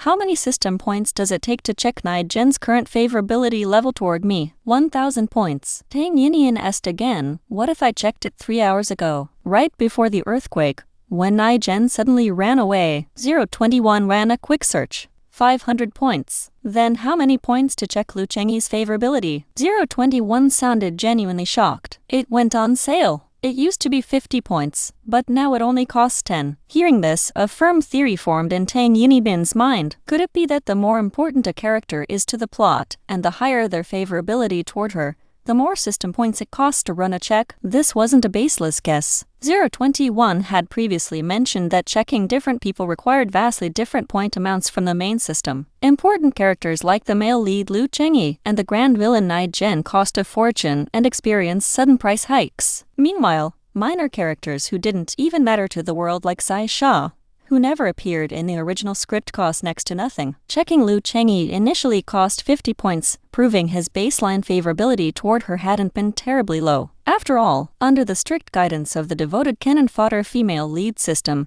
she had acted like a pathetic simp for an entire month. As for the sudden discount, it was probably because she had just actively demanded a breakup. Thinking of this, Tang Yinyin lowered her eyes and took a sip of Lin Tuy letter 1 EC1 and spring water. Once a bit of warmth and strength flowed back into her limbs, she peppered 021 with more specific questions. After confirming her deductions perfectly matched the system's pricing laws, she stopped wasting time. She checked the clock, then retrieved an induction cooktop, a massive iron pot, and a bag of frozen dumplings from her space storage. She was going to cook a late-night meal for Nie Gen. The grand villain had saved her, braving the ferocious wind and rain multiple times. It was already past 10 o'clock. In the countryside, people ate dinner early. After all this chaotic wrestling with fate, even she was starving, let alone Nie Gen, who had expended 10 times more physical energy. These dumplings were handmade by her back when she was hoarding supplies in the warehouse. They weren't large, but the wrappers were paper-thin and stuffed with meat, looking completely round and appealing. The filling was made from fresh pork and beef. Her goal was to ensure that when the apocalypse hit, cooking them wouldn't release an overly potent aroma, allowing her to sneakily pop them into her mouth when no one was looking. 021 had also helped her a lot back then, exploiting 9,678 residual energy to process the meat fillings and dough wrappers. Considering Nie Gen's massive appetite, Tang Yinyin used pure Lin Tuy letter 1 EC1 and spring water to boil a massive pot of pure meat dumplings. She scooped out 50 pieces, sealing them inside an insulated container in her space to bring to her family tomorrow. The remaining dumplings were divided into 2 portions. She ate a small bowl herself, leaving over 30 pieces swimming in spiritual soup broth inside a large thermal container. She washed the pots and bowls, brushed her teeth, and packed everything away. Tang Yinyin's physical and mental stamina had completely hit rock bottom. She lifted the heavy blanket, hesitated for a second, and crawled into the inner side of the bed. An aroma belonging entirely to Nie Gen instantly enveloped her. Tang Yinyin rubbed her heavy eyes, feeling incredibly unaccustomed to this. She had slept alone since childhood. In her past life, she had zero experience sharing a bed with anyone, and no one had ever left their scent in her living space. Sniffing the faint scent of tobacco mixed with clean water vapor made her entire body stiffen with awkwardness. What made her even more uncomfortable was the outside atmosphere. Several sticky, dark, and gloomy auras seemed to be drifting through the cracks of the door, riding the cold wind to linger outside, like hidden predators waiting to strike. Tang Yinyin pulled the blanket entirely over her head, silently counting the rhythm of the raindrops. After an unknown amount of time, exhausted from her depleted soul power, she fell into a deep, dreamless sleep. She had absolutely no idea that the moment she used Lin Tuy letter 1 EC1 and spring water to boil those dumplings, the non-human creatures outside the door had completely lost their minds with excitement. Holy crap, it smells so good. I'm dying here. Bai Quan swore violently, tossing his military shovel onto the mud. He took a massive gulp of the faint fragrance drifting through the heavy rain, drool practically leaking from his jaws. Our boss is living the absolute dream. He casually picks up a girl, and she actually cooks him a late-night snack. There's literal spiritual energy in that scent. The meat smells incredible. So hungry, Qianqi couldn't control himself, his eyes glazing over with pure primal hunger for meat. Lin Xing looked at them, completely speechless. Weren't you guys just complaining yesterday that farmed pork is too fatty and tasteless, calling it garbage meat? Every single one of them was a picky eater from hell, only devouring wild mountain game. He didn't even want to waste his breath on them anymore. What do you know? Ordinary pork obviously tastes like nothing, but this pork is being cooked in water laced with pure spiritual energy. Exactly. Slurp. Ling Xing, fair point. He covertly wiped the corner of his own mouth. Luckily, his self-control was still holding up, mostly because his absolute favorite food was wild honey, so his physical reaction wasn't as explosive as the others. However, his gaze swept over the darkness nearby, where dozens of eyes were glowing with an eerie, predatory green light. Lin Xing's expression turned grim. He purposefully shifted his heavy frame closer to Tang Yinyin's shelter door. If the boss didn't get back soon, these young punks were going to lose control and riot. Huzai and the core enforcers weren't here. Relying on him alone might not be enough to suppress a pack of starving mutants. Fortunately, the boss had hung his heavy jacket on the door handle before leaving, and the scent on it was incredibly potent. Nie Gen never expected that after a quick trip out, Lin Xing would be on the verge of getting beaten to death by his own crew. Looking at Lin Xing, who was currently gasping for breath on the muddy ground while desperately blocking the doorway, Nie Gen froze for a split second. Then he slowly pulled the unlit cigarette from his lips. A faint, ethereal aroma was leaking through the door cracks. Although the torrential downpour had washed it down to a nearly imperceptible trace, to Bai Quan's hypersensitive canine nose, that scent was as bright and blinding as a 100-watt light bulb suddenly snapping on in pitch darkness. It was purely seductive, practically screaming, "Spiritual energy is inside, come and steal it." Nie Gen's face turned icy. The slight, permanent smirk on his lips vanished instantly. His eyebrows were exceptionally dark and long. When he pressed them down, his usual casual, arrogant demeanor evaporated, replaced by a suffocating, terrifying pressure. His pitch-black pupils reflected nothing but raw, murderous intent. He was furious. Bai Quan, who was currently sinking his fangs into Lin Xing's thigh to satisfy his craving, suddenly felt a violent shiver run down his spine. Like a mechanical hound, he turned his head inch by inch. The exact second his eyes collided with Nie Gen's gaze, he completely lost control of his muscles. Boss Bai Quan barely managed to squeeze the words out. Before his brain could even process the terror, his entire body was sent flying 100 meters into the distance. Crash! His bones shattered into splinters. He plowed into the mud, landing right amidst a pile of his brothers who were already coughing blood and writhing on the ground. "Bai Quan, I explicitly told you idiots not to court death," Zai Sha said calmly, holding an umbrella as she walked over with a medical kit. She popped the latches open. Her voice was dripping with pure mockery. "The boss already hung his jacket on the door to mark his territory, yet you morons still dared to creep near. Idiots." She coughed violently, spitting out a mouthful of thick, green blood. He wheezed weakly. "Sister Zai Sha are so kind, actually coming to treat us." Zai Sha expressionlessly pulled on latex gloves. She scooped up a massive handful of light blue medicinal powder with one hand, using her other hand to pin Qianqi's fractured leg down. Under his hopeful gaze, she slammed the powder directly into the raw, open wound. "Ugh!" Qianqi let out a blood-curdling screech of pure agony, his body convulsing so violently that Bai Quan shivered in terror beside him. "Bear with it," Zai Sha remarked casually. "The boss explicitly told me to mix extra rock salt into the medicine. He said it's to help you retreaches feel a fraction of the pain Lin Xing is currently experiencing." Not far away, Lin Xing witnessed the scene and silently shed a single tear of bitter relief. Making them taste the same agony was great and all. But Sister Zai Sha, when you were patching me up earlier, why did you forget to filter the salt out of my batch too? Meanwhile, back at the main village square, Lu Chengyi's expression was incredibly dark as he stared down a young man standing in front of him. "Brother Chengyi, I'm really sorry. My parents are over at the PVC shelter, And I can't rest easy leaving them alone over there, the youth muttered, wiping rainwater off his face while completely avoiding eye contact. Lu Chengyi forced a generous, understanding smile. It's fine. That shelter over there is built with professional PVC panels.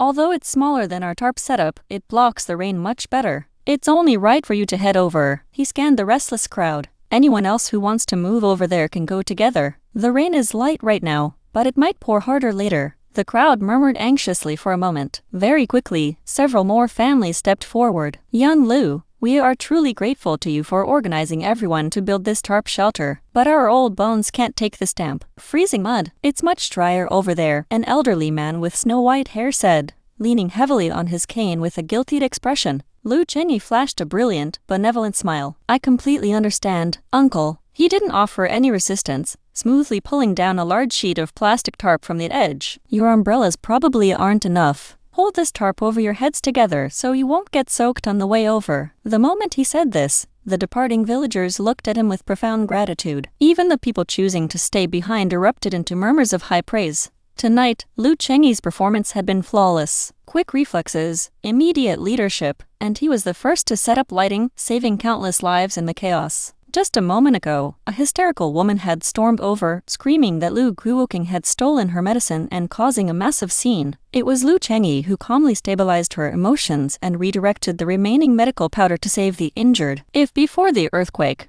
the villagers viewed Lu Chengyi as a bit of a scoundrel who toyed with Tang Yinyin's feelings, within a span of a few short hours, his heroic reputation had completely skyrocketed. All right, it's nothing, Lu Chengyi said, glancing covertly at his watch as he urged them along. It's about 400 to 500 meters away. You all should hurry and move out. The villagers didn't waste time. The young men formed a protective outer ring, shielding the elderly and injured in the center as they hoisted the heavy tarp and slowly marched into the darkness. Outside, the rain had dwindled to a light drizzle. Although the ground was webbed with jagged cracks, the powerful LED lamps on Lu Chengyi's side were incredibly bright, illuminating more than half the square. As long as they walked carefully, they would be perfectly safe. Brother Chengyi, you are way too soft-hearted, Lu Zihong spat, his face twisted in bitter resentment as he stood by his side. When we were breaking our backs building this shelter, those freeloaders didn't lift a finger. When we handed out medicine, they swarmed us like locusts. Now that the rain has slowed down, they immediately ditch us for better conditions. Half of them didn't even say thank you. Lu Chengyi smiled gently, checking his watch one last time. His tone was light and completely relaxed. It's fine. It was truly fine. The massive second aftershock was about to hit. According to the precise future data he had overheard from his high-ranking parents in his past life, the central zone of this village square was about to suffer a catastrophic, deep earth collapse. Every single person over there was going to drop into an abyss and die. Why should he waste his breath arguing with walking corpses? Hearing this, Lu Zihong only grew angrier. You get bullied precisely because you're too nice. What does a brain-dead freak like Tang Yinyin even matter? And that Nie Gen is a literal jinx, a harbinger of absolute destruction. Those idiots actually ran straight into his camp. Aren't they terrified of being cursed to death? The exact second the words left his mouth, the earth violently shuddered. The solid ground beneath them began to roll and heave with terrifying velocity. Oh no, it's an aftershock. Everyone stay calm. Our shelter is made of lightweight plastic. Even if it falls, it won't crush you. Stay exactly where you are. Lu Chengyi screamed at the top of his lungs. Simultaneously, his foot shot out with lightning speed. He hooked the main power cable, smoothly ripping the plug from the generator. The massive LED lamps that illuminated a 300-meter radius abruptly died, plunging the entire world into pitch-black horror. Help! Oh, don't push me. The ground is swallowing us. From the distant darkness, agonizing, blood-curdling screams echoed through the night air, making the hair of every survivor stand on end. Inside this shelter, absolutely no one chose to rush out to save the screaming victims. Every single villager could feel the violent aftershock rumbling directly up from the soles of their feet. It violently tossed their unstable bodies around, slamming them hard against the muddy ground. Lu Chengyi curled his lips into a smirk, his eyes narrowing with deep satisfaction. He did not feel his cruel actions were wrong. After all, they were the ones who insisted on leaving his shelter, right? They were the ones who eagerly accepted his generous gift of the rain tarp, creating a clumped formation that made escaping impossible, right? During an earthquake, the LED power supply accidentally getting tripped was completely natural. The collapse of the central square was entirely caused by nature, not him. These people died simply because they had terrible luck, but no matter how bad their fortune was, it was still 100 times better than the corpses rotting in the major cities. At least these villagers got to live a few hours longer. In his mind's eye, the apocalyptic imagery of his past life returned: shattered buildings, severed limbs, absolute ruin. Lu Chenyi's gaze turned freezing cold, but within minutes, as the aftershocks faded, he smoothly reverted to his gentle facade. He casually plugged the generator cable back in. Then, he dropped to one knee, intentionally pinching his own thigh with brutal force until his eyes turned completely red from pain. "I don't know who accidentally tripped over the power outlet," he choked out, his voice thick with tears. "Can some of the guys come with me to save them?" Lu Ziham was naturally the very first person to step forward. A few other young men with trembling, jelly-like legs forced themselves to follow. Unbelievable. The center of the village square had genuinely collapsed into a massive crater. Sharp rebar and heavy rubble jutted out from the abyss, washed by the rain into a sickening stream of blood. By the time they arrived, Zhao Hu's crew and Tang Nan were already deep in the trenches, disregarding the filth and danger to haul victims out one by one. Lu Chengyi stepped up to assist, casually asking, "How did your camp hold up?" Tang Nan thoroughly despised this man, but seeing him help rescue survivors, he finally offered a terse, grunting response. "Our shelter has excellent quality." It didn't collapse. A few dozen seconds before the aftershock struck, Zhao Hu had experienced a bizarre, animalistic premonition. He had screamed at everyone to evacuate to the open clearing. With the bright lights guiding them and everyone tightly holding hands, not a single person from their group was injured. It was a massive scare, but they survived. "No one was sleeping tonight." "That's wonderful," Lu Chengyi replied with a bright smile, but the sheer hypocrisy on his face was visible to the naked eye. He had planned to use this massive earthquake to completely control Lu family village, using his stockpiled supplies to expand his influence to the main town. Who would have thought a wild card like Nie Gen would derail everything? This apocalypse wasn't going smoothly. He wondered if Nie Gen had just accidentally prepared all these supplies, or if the man was a regressor just like him. The moment the thought struck him, Lu Chengyi's heart clenched tight, but he quickly dismissed it. He could regress because he possessed a magical pocket dimension with a spiritual spring. Nie Gen didn't look like someone holding a space storage. He had no idea that while Nie Gen didn't have a space, the girl sitting right next to the villain did. Tang Yinin's sleep was incredibly restless. After those sticky, gloomy auras outside finally vanished, she was suddenly assaulted by something heavy, scorching hot, and intensely fluffy. A massive, unrecognizable furry creature draped itself over her limbs. It used a thick tail to coil around her body, pulling her tight into a dense coat of extreme heat. It wasn't soft, plush fur. Instead, it felt stiff, coarse, and incredibly rough, packed with an overwhelming brute strength. It felt exactly like the grand villain's dry, calloused palms sweeping across her skin, triggering a wave of tingling, stinging itchiness. Tang Yinyin was endlessly manhandled in her sleep until she began to weep, crying pitifully into her pillow. When she woke up the next morning, her eyes were completely swollen and red. The small compartment was entirely empty. Nie Gen wasn't there. The blankets were arranged exactly the way she had left them, completely unmoved. If the thermal food container on the small table weren't completely empty, she would have genuinely believed the grand villain had never returned last night. Her clothes were perfectly intact. However faint, ghostly finger marks were wrapped around her slender wrists. Tang Yinyin rubbed her forehead, hearing the soft woof-woof of a dog outside the door. Did Nie Gen accidentally let Xiao Hui inside last night? Tang Yinyin didn't overthink it. She splashed her face with water to wake up. Right at that moment, Xiao 21 ecstatic voice exploded in her mind. "Yinyin, you unlocked a massive haul of achievements last night. The first stage of the main mission is officially complete, and a random luck drop just landed." Along with 021 cheering, a familiar holographic white panel materialized before her eyes. Tang Yinyin looked up, her gaze immediately locking onto a three-dimensional red lucky pouch floating in midair. The pouch was tied with a golden thread, and elegant text was stitched into the soft red silk. "Lucky System Points Pouch." Beside it, a line of system text popped up. "Congratulations on successfully surviving the first wave of your fatal calamity. Mission points have dropped randomly. You must absolutely live a long life in the days to come." Tang Yinyin, 021 quickly chimed in to explain, "Don't mind that. The main system is run by a bunch of ancient, primitive AI. Their emoji database is ancient text-based. That symbol represents a gentle smile." Tang Yinyin muttered, "Fine." She stopped questioning the creepy text emoji, reaching out to tap the pouch according to the instructions. A strange warmth surged into her palm. In the next second, a physical, material pouch appeared in her hand. There was nothing flashy inside, just a tiny plastic card and a handful of colorful candies. She opened the card to read it. Congratulations!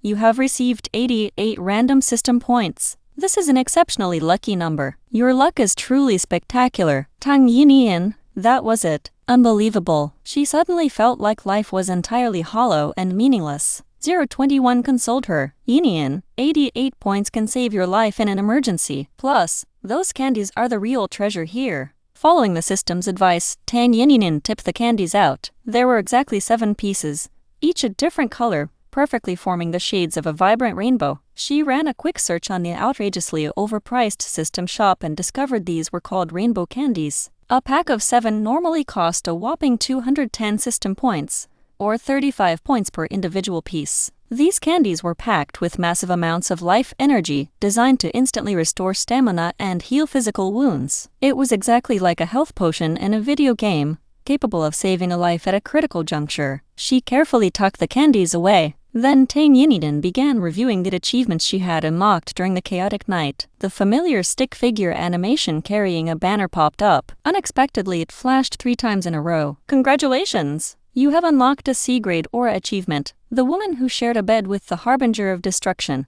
automatically converted into a C-grade achievement card. A Harbinger of Absolute Destruction has appeared in the village. Anyone who dares approach him faces a horrific end. Yet one day, a woman appeared. After sleeping in the exact same bed as the monster, she actually remained completely alive. The masses expressed their profound, absolute admiration. Achievement card instructions. Passive skill. Single-use item. Automatically triggers upon receiving a fatal attack. When activated, it generates a protective shield of murderous aura lasting 30 seconds. Simultaneously, it inflicts an admiration debuff on all enemies within a 100-meter radius, slashing their attack power by 50% for 30 seconds. Tang Yinyin read every single line of small text with absolute seriousness. Her eyes lingered on the words Harbinger of Destruction for a long moment, before she looked down at the faint finger marks on her wrist. The Harbinger of Destruction clearly referred to Nie Gen. It seemed he really did return last night, and he had even climbed into bed with her. Yet she had absolutely zero memory of it. Her cheeks flushed a deep rose,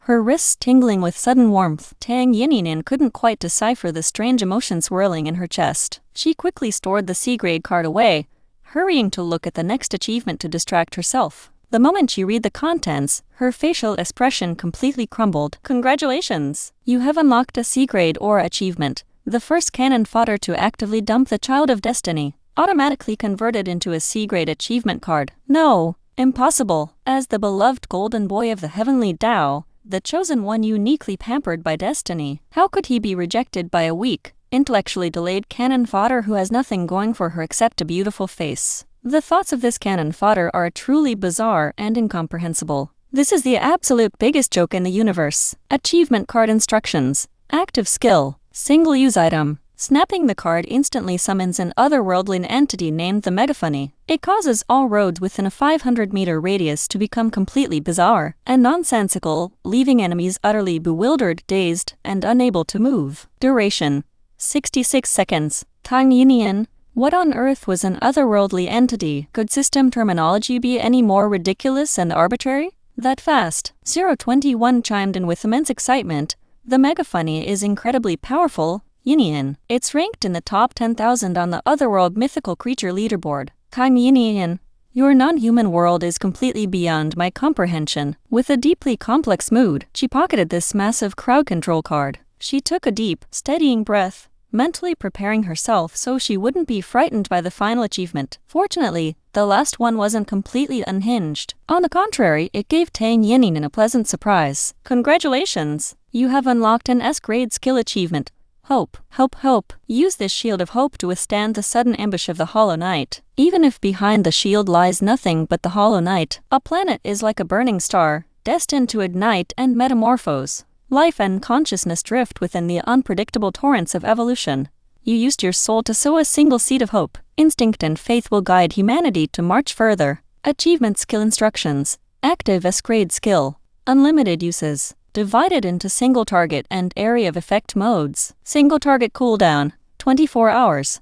Area of effect cooldown, 240 hours. Skill effects vary vastly depending on the target. Tang Yinyin read the guidelines multiple times. She realized this S-grade skill called Hope was entirely different from the single-use cards. It was directly bound to her soul. She could feel its presence the moment she closed her eyes. It felt like a transparent, warm flame kindling in her chest. It instantly smoothed away the exhaustion left by her depleted soul power, nourishing her spirit and leaving her feeling completely calm and grounded. With a slight nudge of her thoughts, a colorless, invisible flame danced onto her slender, pale fingertip. The light of hope. In this gloomy, post-earthquake world, it felt entirely responsive, ready to ride the wind at her command. After tidying her small space, Tang Yinyin couldn't bring herself to walk outside wearing only Nie Gen's oversized shirt. Even though the man's garment was massive, easily transforming into a batwing-sleeved shirt dress with a quick cinch of the waist. She used the hairdryer to dry the dress she wore yesterday, stretched her ankle which had miraculously healed by half, and stepped into her flat sandals.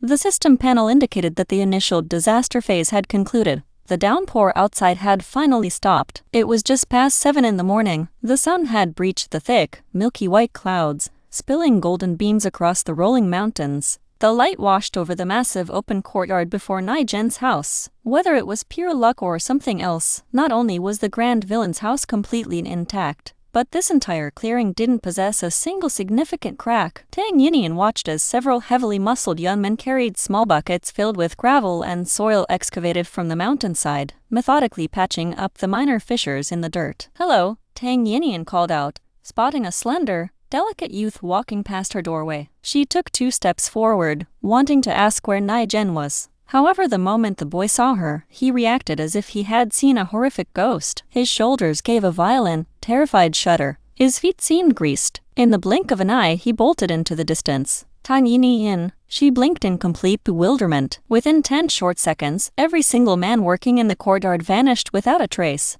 The only people left were a few mangled, pale-faced men lying flat on a long wooden bench a short distance away. She hesitated for a brief second, but slowly walked over. "Hello everyone. Can I ask where is Nie Gen?" The incredibly potent, overwhelming aura of their boss drifted from the small girl in the white dress. Catching a single whiff of the air around her, Bai Quan's face turned a sickening shade of white. His eyes rolled back, and he nearly fainted right on the bench. Kaiyan's eye beside him looked even worse. He possessed a hypersensitive sense of smell and usually endured the worst beatings. Just imagining what their savage, terrifying boss had covertly done to Tang Yinyin in the dead of night made goosebumps explode across his entire body. Forget answering her question. Maintaining his vital signs was a struggle. Tang Yinyin, who had absolutely no idea she had just delivered a massive psychological strike to them, seeing their deathly pale faces and the bloody bandages wrapped around their limbs and heads, she spoke softly. "Are you all injured?" Hearing her voice, Lin Cheng finally forced his spirits up, offering a strained, painful smile. "Our luck was just terrible. Last night during the aftershock, a few massive boulders tumbled down the mountain and smashed right into us brothers. How holds up the survival situation back at your family's temporary shelter?" Lin Cheng grunted weakly from the wooden bench. "You looking for the boss?" He woke up at dawn, gathered a crowd of the brothers and headed up the mountain. Tang Yinyin's brows furrowed instantly. Up the mountain? At this hour? That fast? The global earthquake had just struck, and though the system claimed the major tremors were over, the mountain was still a chaotic, crumbling hazard zone. It was incredibly dangerous. Because her body was entirely saturated with Nie Gen's heavy scent, her slightly raised voice triggered an immediate reaction. The half-dead men sprawled on the benches instantly remembered the horrors of last night. Their faces turned a shade whiter, shivering uncontrollably. Ling Xing grit his teeth, forcing down his discomfort. "Yeah, right nearby." Word as he went to pluck some things. Tang Yinyin nodded, seeing their intense misery and the way fresh blood was oozing through their bandages. She offered, "Your wounds are splitting open. Do you need me to help bandage them?" Bai Quan gasped. "Huh?" The second his brain processed what Tang Yinyin actually meant, he shook his head like a crazed rattle. No, I'm completely fine." Ouch.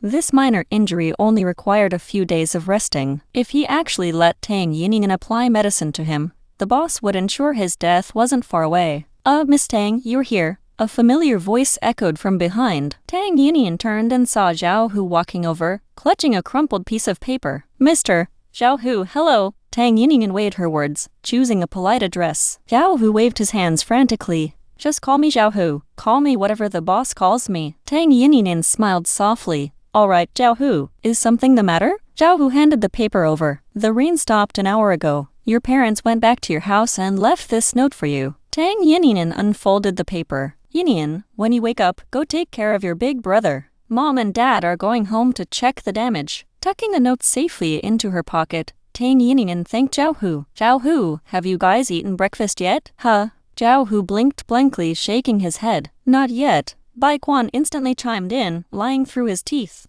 The rest of us brothers already ate. Tang Yinyin nodded. She walked back into her small partitioned room and tapped the walkie-talkie Nie Gen had left behind. Spending exactly 1 system point, she checked if the man was available to talk. Receiving a positive confirmation from the system, she pressed the broadcast button. Static buzzed sharply through the air. Then, a deep, raspy voice exploded in her ear, dripping with raw impatience and utter ferocity. Speak, I'm busy. Spit it out or hang up. Tang Yinyin. She choked on her words for a second. Brother Nie Gen, it's me. The line fell into dead silence. In the background, she could faintly hear the horrific sound of massive trees snapping and someone screaming in absolute agony. Tang Yinyin didn't dare waste his time. She got straight to the point. Can I go inside your house and use your kitchen? I'll leave some breakfast for you. Given how the grand villain usually acted around her, she expected a low chuckle and a line like my things are yours to command. Unexpectedly, Nie Gen was incredibly brief this time. His voice sounded strained, stiff, and unusually hoarse as he grunted a single word.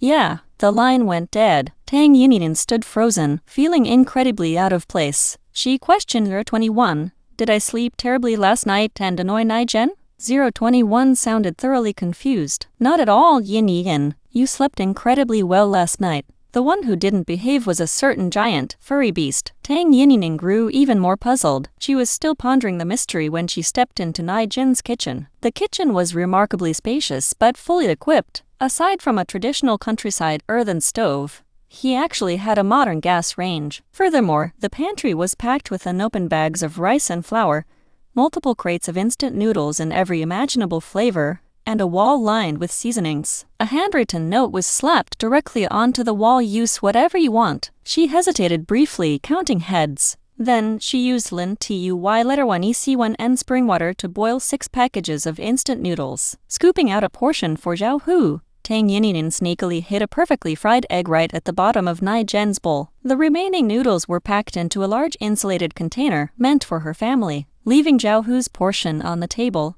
she slipped back into her room to place the grand villain's breakfast in its usual spot. Then she called out to the yard, Zhao Hu, I'm heading out first. Your noodles are on the kitchen table. Her gaze swept over Lin Qing and the others, whose wounds were still leaking blood. She hesitated, but ultimately chose not to walk over. They had explicitly rejected her help. There was absolutely no need to force herself on them. Tang Yinyin walked away, carrying her thermal container. Because she left quickly, she didn't see what happened next. The exact second she rounded the street corner, the previously deserted courtyard erupted. Whoosh! Dozens of men materialized out of thin air, moving with flawless coordination as they lunged toward the kitchen like a pack of starving wolves. The torrential rain had fully ceased, replaced by a blazing sun. Not many people remained inside the public tarp shelters. Tang Yinyin distributed the steaming noodles to her family and the injured Lai Yi. After eating the hot food, everyone felt their depleted energy surging back. Yinyin, Tang Hui said, his complexion looking 100 times better than yesterday.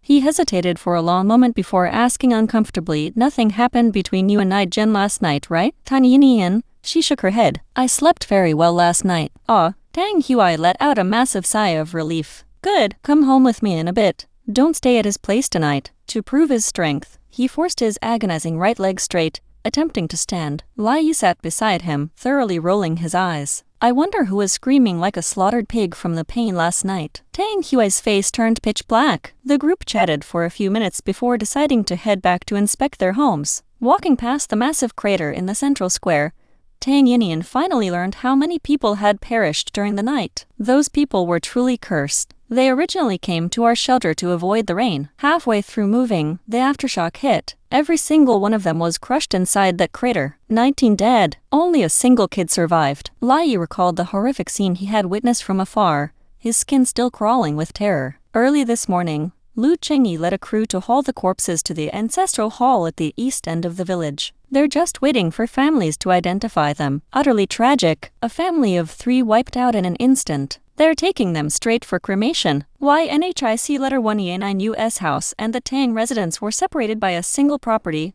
located a 10-minute walk from the central square. Last night, the blinding rain and absolute darkness made it impossible to judge the structural damage. Seeing it now in daylight, half the village had collapsed. Countless villagers stood before piles of rubble, weeping hysterically. The number of houses left standing could be counted on one hand. The distant wailing echoed under the scorching sun, settling deep into the jagged cracks of the muddy earth. The psychological pressure was suffocating. Everyone naturally quickened their pace. "Holy crap, my house is gone," Lai Yi screamed from a distance. His parents were standing on the curb before a massive mountain of shattered bricks and tiles. Tang Yinyin and Tang Hui quickly whipped their heads toward their own home. That single look made their hearts sink. A section of their house had completely caved in. "Why are you two back?" Tang Nam called out, his face caked in gray dust. He wielded a heavy shovel, methodically hurling broken bricks out of the courtyard. Tang Hui trembled. "Is it our bedroom that collapsed?" "Yeah." Hearing Tang Nam's blunt confirmation, Tang Yinyin didn't know whether to laugh or cry. The Tang residence was a sturdy 3-room brick house, plus a separate granary structure. The granary was perfectly fine. The main rooms were fine. The only section that had utterly collapsed was that exact bedroom shared by Tang Hui and Tang Nam. To make the situation even more absurd,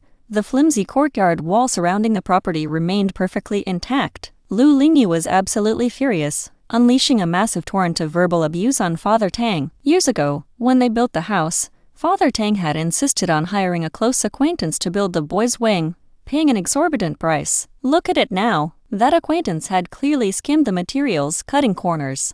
But with the global apocalypse happening, that man was over in the main town. Tracking him down for accountability was entirely unrealistic. Because the boys' room had collapsed, and several neighboring houses were completely leveled, the neighbors swarmed over to beg for shelter. But the Tang family's remaining 2 small rooms couldn't possibly hold that many people. "Lingyu, we really have to trouble you this time. The weather looks clear, so we can just lay out straw mats and sleep right here in your courtyard," Lai Dai letter 1E9 US wife, Lu Jingui, said pleadingly. Beside her, a tall, slender middle-aged woman spoke up awkwardly. "My family will probably need to crash here for 2 nights as well. Our yard is buried under rock and debris. Clearing it will take time." The woman was named Lu Halmei, the wife of Lai Nhic letter 1E9U. She possessed a cool, quiet demeanor and spoke with refined politeness. She and Lu Jingui were cousins married to the Lai brothers, and her relationship with Lu Lingyi was excellent. She thoroughly detested bothering others and frequently brought delicious treats for the Tang children. Since she had opened her mouth, Lu Lingyi couldn't find it in her heart to refuse. She nodded, agreeing to the temporary arrangement. Wai Yi wore a thoroughly miserable expression. He borrowed a pair of heavy work gloves from Tang Hui, trudging back to his ruined home to help his parents sift through the rubble for valuables. Tang Yinyin didn't remain idle either. She helped her family inventory their food supplies, attempted to tune into emergency broadcasts, and cleared debris. She followed Tang Hui around the village, distributing useful tools to neighbors and using her basic medical knowledge to treat minor cuts and gashes the uncles and aunts sustained while digging through the ruins. Around noon, the piercing wail of funeral horns echoed through the village. A procession clad in stark white mourning garb, black bands wrapped around their arms, marched from the east end. They held high the white banners meant to summon the souls of the dead. Following closely behind were several dazed, hollow-eyed children, clutching baskets of yellow joss paper, scattering the sheets into the wind. The sun was blindingly hot now. Sweat and tears slicked everyone's skin, dripping down to soak the parched, baked earth. "Sai, that's old man Yang's grandson. The boy's parents are migrant workers in the city. Usually, it's just the grandparents caring for him." A middle-aged aunt nearby wiped the sweat from her deep wrinkles, pointing a trembling, pitying finger at a child trailing at the back of the line. The boy was around 10 years old, his arms and legs caked in dried blood. His eyes were entirely empty. They went to watch the movie last night. They were perfectly fine. But because they wanted to switch to the better shelter, they met the aftershock halfway unbelievable. Tang Yinyin fell into absolute silence. After a morning of hard labor, she had pieced together the village's current casualty data. Because of the outdoor movie night, almost the entire population had gathered at the square. The initial earthquake had caused minimal casualties. Instead, it was the secondary aftershock that claimed 18 lives in a single flash. Something about this felt incredibly wrong. Tang Yinyin silently questioned 021, asking how many system points it would take to uncover the truth behind last night's disaster. 5 points for a crucial clue, 50 points for the full,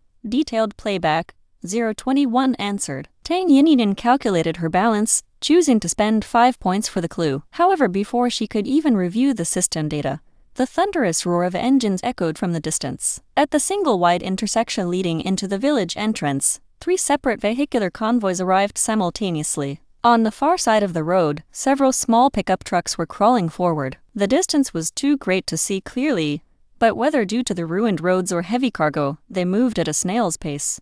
Their truck beds were bulging, tightly covered under heavy rain tarps. The vehicle closest to Tang Yinyin was a sleek, luxury Range Rover. To its right sat a battered, mud-splattered Wuling Sunshine van. Both vehicles slammed on their brakes at the village entrance. The door of the Range Rover clicked open. Tang Yinyin watched as Lu Chengyi stepped down. He had changed into a clean, short-sleeved button-up shirt, paired with tailored black trousers and leather shoes. He smoothly walked to the passenger side, gently opening the door. 2 young girls, both pale-faced and looking thoroughly disheveled, stepped out. The first to exit was a young girl around 14 or 15, clad in a neat school uniform, radiating a youthful energy. The girl who followed wore low-heeled pumps. She looked to be the exact same age as Tang Yinyin, dressed in a pristine, layered white sundress that exposed her delicate shoulders. Her long hair cascaded down her back like a dark waterfall. She clutched her chest, looking intensely nauseous from the car ride. Her facial features were incredibly delicate, her lips a faint pink against her translucent,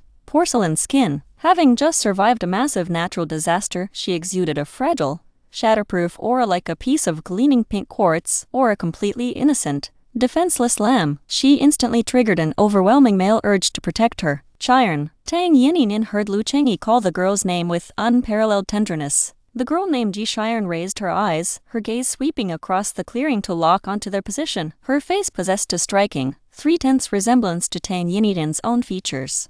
Tang Yinyin, no way out. She finally understood why Lu Chengyi had pursued her so aggressively in the past. She was nothing but a substitute. The girl standing before her, Chiron, was undoubtedly the absolute female lead of the novel spiritual spring space, regressing to the apocalypse to become a magnate. Tang Yinyin quietly shifted her weight, hiding her body behind Tang Huai's broad shoulders. She wanted absolutely zero involvement with the main plot leads. However, things rarely go as planned. The younger schoolgirl standing beside Chiron possessed incredibly sharp eyes. She instantly spotted Tang Yinyin shrieking at the top of her lungs, "Cousin, look over there. That country bumpkin looks exactly like you."